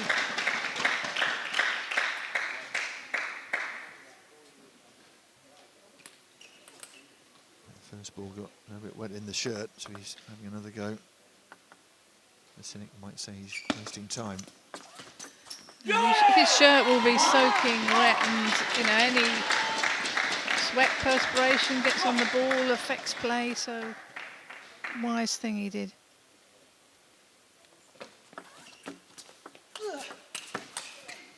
Almost got it back. Really tucked up. Good shot from Shibaev into the body.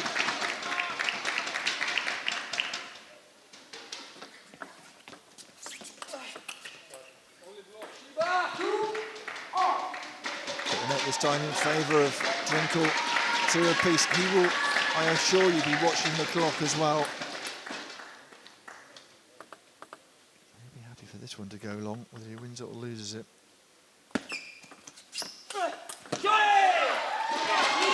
Yeah, playing the right tactics, change of serve. Got to be looking to get in with his forehand. First 2 games, he was powering his forehand and his backhand, taking the ball very early. Bit tentative from Shibaev.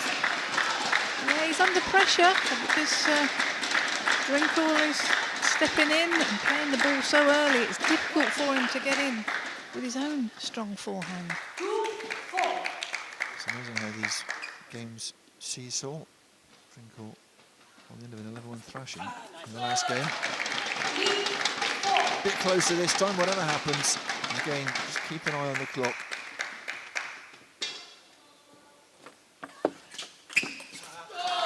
Too strong. Shibaev who levels things up.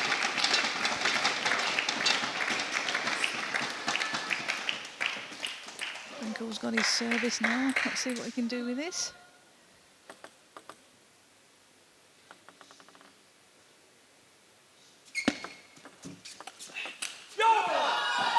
That was a service with no spin on, so it floated up and he was able to execute a good third ball. Faster, please.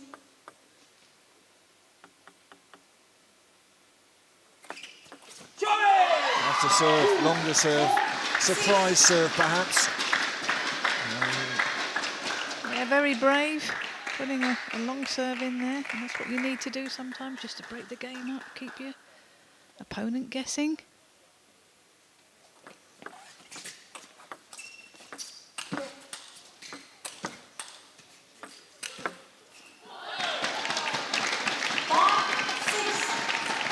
It's going to be a tight one this game, isn't it? Clock is running down. I think what we can say is Drinkhall's done enough to win the match. He needs to stay focused here.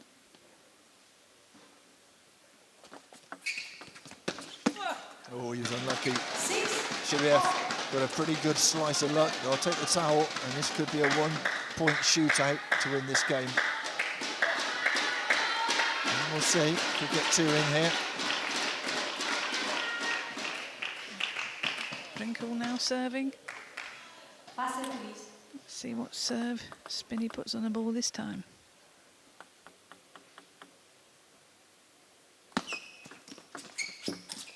Has gone long. Timeout's been called. Timeout's been called. He doesn't have one. Has a timeout. You don't have timeout. No, you don't have. No, he wanted the timeout. Forgot that he'd already called the timeout. And so, slightly confusing there. And he's having a word with Michael Mays, his skipper. But Drinkhall is the happier of the 2. He takes, by the narrowest of margins, that 5th game. And in the end, it was comfortable for Drinkhall. He takes it by 4-1.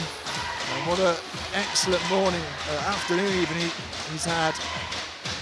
Having won in replacement for Liu, who's injured 4-1 against Timo Boll, who wins 4-1 against Alexander Shibaev.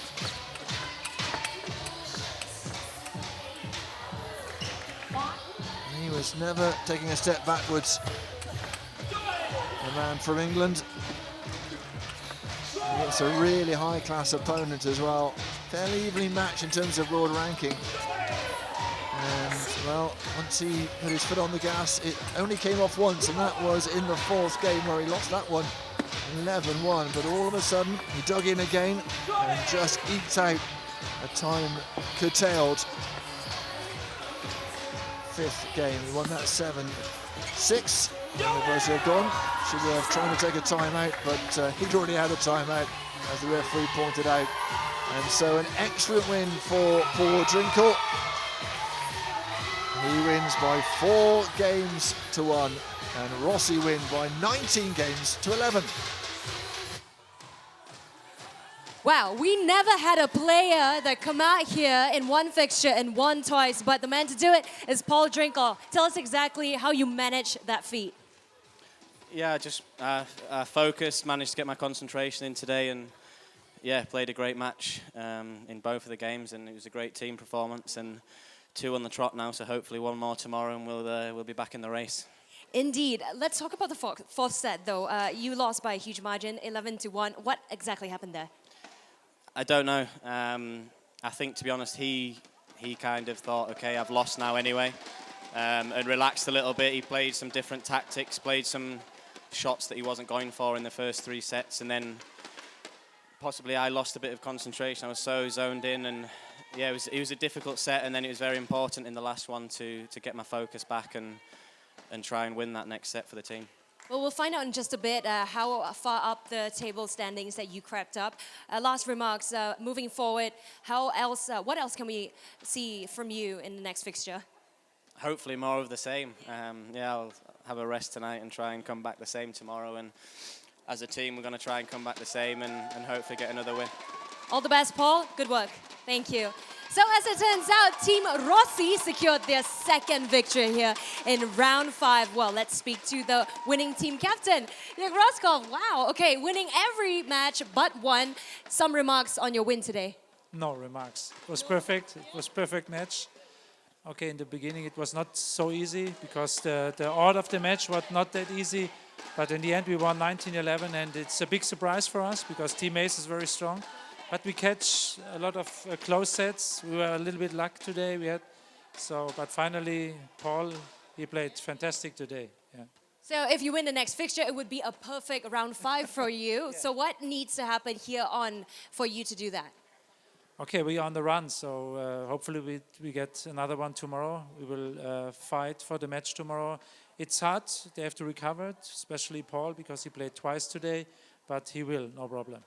All right, Jörg Roskopf, team captain for Team Rossi. Congratulations, 2 wins on the trot now, starting round 5 with a bang, and we'll see how they'll close round 5 tomorrow. These are the results for today. Team Rossi started strong with Cheng, I-Ching, and Liu Tingshua, both together. Liu Tingshua's a substitute, Paul Drinkhall securing wins. Feng, Tianwei, the only win for Team Maze today, and then 3 wins on the trot, giving Team Rossi today's win, 19-11. Let's take a look now at the men's leaderboard. Dimitrij Ovtcharov still on top. Timo, Boll, Vladimir Samsonov, Alexander Shibaev. That means no changes in the top 4. However, let's take a look now at the bottom 6.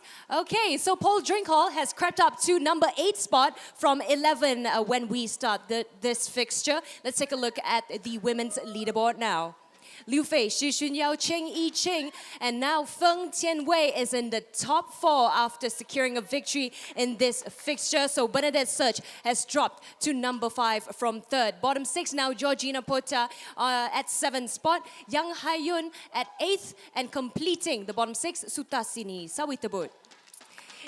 Team leaderboard, okay, Team Maze is however still on top, but Team Rossi closely behind on 2nd. Remember, only the top 2 teams get to feature in the grand finals later in December. This is how the story turned out in this fixture. Day 2 of round 5. Coming up next, Team JJ versus Team Person. That'll be happening at 7 p.m. local time. My name is Jun Young. It's been such a pleasure, and I'll see you later at 7 p.m.